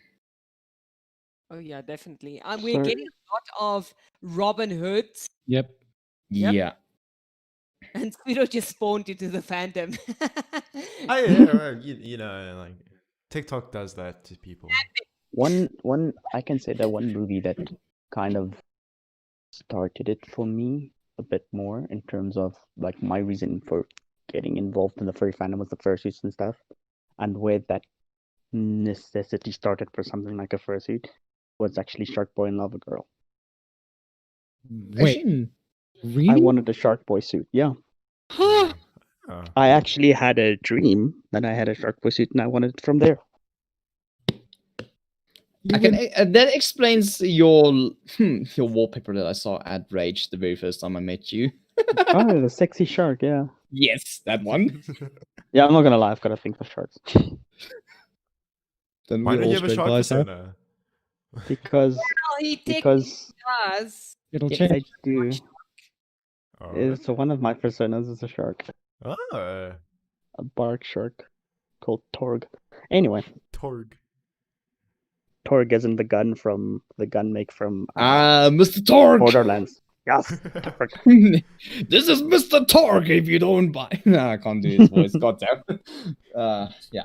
So, which is interesting because everyone like on the panel that's talking tonight, it sounds like just about everyone can't narrow down to a single thing. So, I'm more or less the same. It's the group, or it's the happy memories I had watching Open Time, other series like Darkwing Duck, Biker Mice from Mars was also one of my favorites. that was so Teenage cool. Mutant Ninja dark. Turtles. But at the same time, I also loved X-Men and Spider-Man and all of those. But it's the journey like afterwards, like internet fandom and talking about the movies, talking about like the past and the stuff. And someone mentioned Nux earlier in private chat, and that I think was my thing that turned me more into furries, the community and the interactions more than anything else. I think deep You need down, somebody to hype to, right? Yeah, and to share things with and to go, oh, I really like this, or I think deep yeah. down, like all furries are necessarily like fans of animation. And then become Oh. fans themselves because we create things. Yeah. What But we is that not how it started? If I remember from Ash's The documentary. fandom, which is really good. Go watch it, by the way, if you haven't already. Where have you Ooh, been? yes. Under a rock. it has Crawl out. consensus that we're fans of ourselves. And it Yeah. also does the one thing that we never had before. You can take the fandom and you can show it to someone if they ask you the question, what is a furry? And you can know that they can get a good answer from it. Yeah. You know, we never had anything before that we can use that as a tool to say, you've got this question. Because before it used to be, whatever you do, don't Google it. This time you can go, no, here's a documentary. Watch this documentary. Just It tells please. you all you need to know. And it does it in a respectful way. And it does it in such a way that we don't have to be scared of it. And that includes the animation side, the art side, like topics we covered tonight in like science fiction and early anime and that sort of stuff, and so much more. You know, she did a phenomenal job, and I I'm have to say actually, that. yeah, I'm Sorry, yeah. actually sad that she posted a recent video that she got some hate for that, and we're not going to address it tonight, but that's maybe something for another podcast at another time. Now we can actually, maybe we can have a watch along with it. Oh yeah. Yeah. Oh, that yeah. should be nice. Oh, I'd like to watch that from VR chat in the stream. Ooh, we can do But that would that. just make me Oh, hell yeah. nostalgic for all the old computers and dial-up and that sort of stuff. Oh. That used to be my jam. You know what's the thing that I can actually, going back to a Yote's answer of how he got into the first, it's like, okay, besides you, Yote, being one of the cases of how I got into the whole first reading to begin with as well, why I went into actually liking more partial than the full suits is because, again, back from my child days, from old series that I used to love watching, like one particular series that I used to love watching every day, the Power Rangers, from the Wild Force series, Zen Aku. Hence again why the whole like in the badass wolf Sona design. Because that outfit that they made for that guy for that series, oh my word. Zenaku, is that part of the Power Rangers stuff? Like, just Google it. Sorry. You will see Wild Force. It was the one that he was a bad guy, became a good guy, but he was like a mutant wolf, like a very bad. The only thing I can think of is Aku. Yeah, I was thinking the same. Like, okay, I'm just gonna link Link this, us. and then you can tell me what you think. Zen Yeah, I can see that. That's Tempest. paste. Okay, sorry, it's a. Oh no, this is way too big. Damn ghoul, you freaking. Why does technology hate me like this? It do be like that sometimes. It do be like It that. do be. Yeah. It keeps okay. you They think it humble. don't, but it do. Try Okay. turning it off and on again. What is this? What is this? Windows 5? Lol. There we go. Even though he's a bad guy, I still love how this guy looks. Oh, I can see it. And I think also Jungle Wild Force was one of my personal favorite Power Ranger series next to Ninja Storm. Ninja Storm.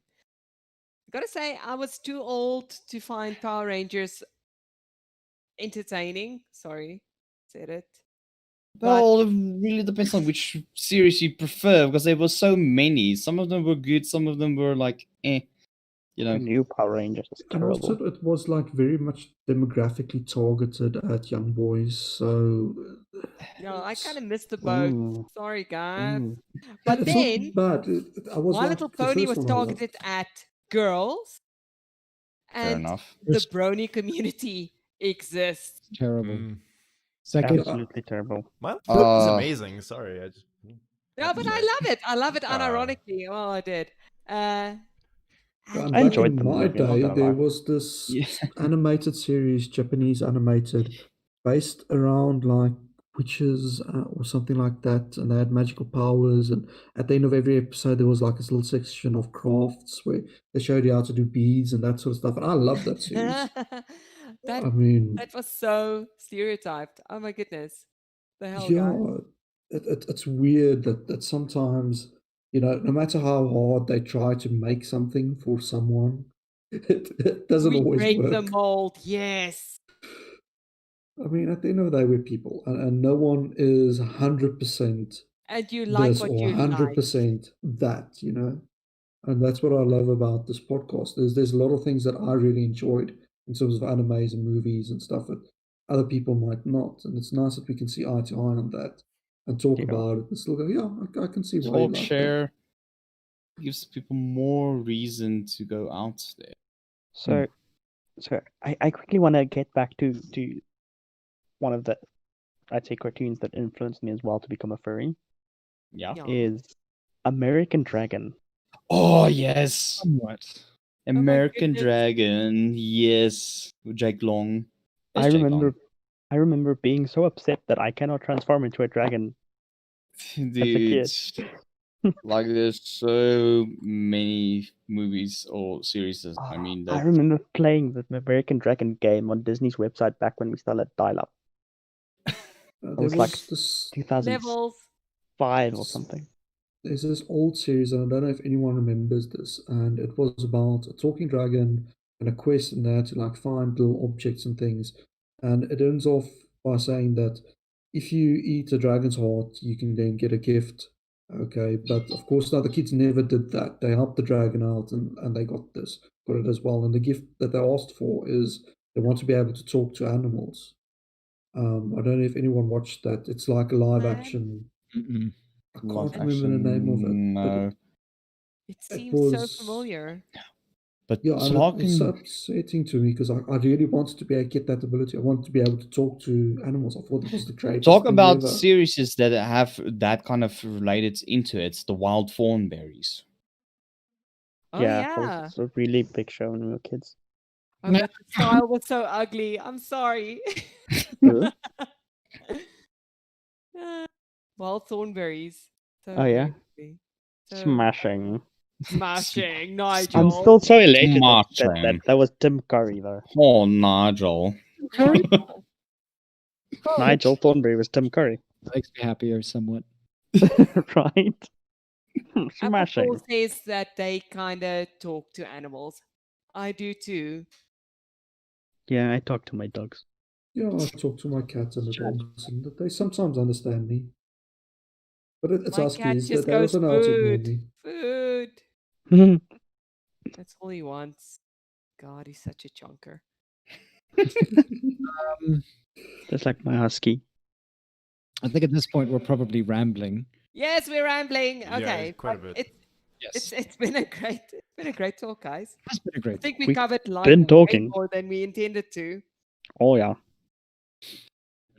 But yeah, so one of the things that I think we can probably just ask chat at this point again, obviously for those of you who are part of our group, who are part of like all of the sort of social media areas that we're in, if there are any topics that you'd like us to cover in any of the next and upcoming shows that we have, let us know, and we're going to try to sort of cover them where and when possible. But yeah, so do let us know as to when, or not rather when, but what you'd like us to talk about, and whether you'd like us to, I don't know, improve in one way or another. Is there something you'd like us to do? Anything like that? Maybe that might be a good idea. So yeah, I think that's from my side. I'm not sure about anyone else here. No, I'm Yeah, I good for think that. Yeah. Maybe we should send out a little Google form of some Yeah. sort and just ask for some feedback, because there might have been some parts of the podcast that we might be overstepped or you might not have enjoyed as much. Just let us know and we'll adapt. Improvise, adapt, and overcome. Yeah. Yeah. Small suggestion, even though this is such a cliche. Q&A. Yeah, that's Ooh. I'd like that. Yeah. Like furry Yeah, we definitely related did. Q&A session. Tweet it out, theme or whatever topic, and send your answers, your questions, and we'll try to answer our best, maybe. Yeah. Yeah, or even do it unrehearsed, just pitch up in the chat and start asking. We'll answer random ones as we see them. yep. It's, Both. We Yep. can do it live and social Some- media wise. Yes. Some pre-prepared questions. Bring your saucy questions for us.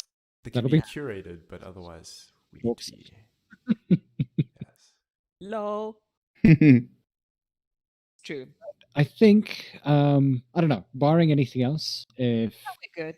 yeah, thank you all for joining us. We Yeah, really and appreciate Thank it. you for listening to us ramble, as always. thank you Yeah. guys for those that Really fun. Yeah, thank you very much. Yeah, and thank you for everyone that's donated. Like I said, the donations for tonight, it's going to go towards the operation costs. So, like the costs for running the website, we are going to be expanding that in the future. We've got plans to help charities and that on a more permanent basis. Mhm. So, yeah, it might not be directly to them for tonight, but you are helping in the grander scheme of things by quite a bit. Definitely. Helping us to help you help other people. Yeah. Yay. Yes. Yes. Yeah, hi. Right, but yeah, thank you all for joining and being in chat and everything like that. This is always awesome. Was lekker, bro. Was lekker. What's like? So lekker Vlakke, soos 'n lak, krakker. vlakke. Cracker, yeah. Vlak. Vlakke, lak, vlakke, bro. Flak, no, actual Taking applause. Yes. tangent for the next 2 hours. I'm leaving. Not gone. Bye, guys. Oh Have my a great God. one. Cheers. Bye-bye, Yes, everyone. everyone. Hey guys. Yes. Like a doo-doo. Oh no. Get No. out. Red card. Cheers. Okay, guys. No, really. No, Okay. we're leaving now. Okay. Yeah. Bye. We're going. Bye-bye. Have a Bye. great one. Enjoy your Bye. weekend. Bye. Bye.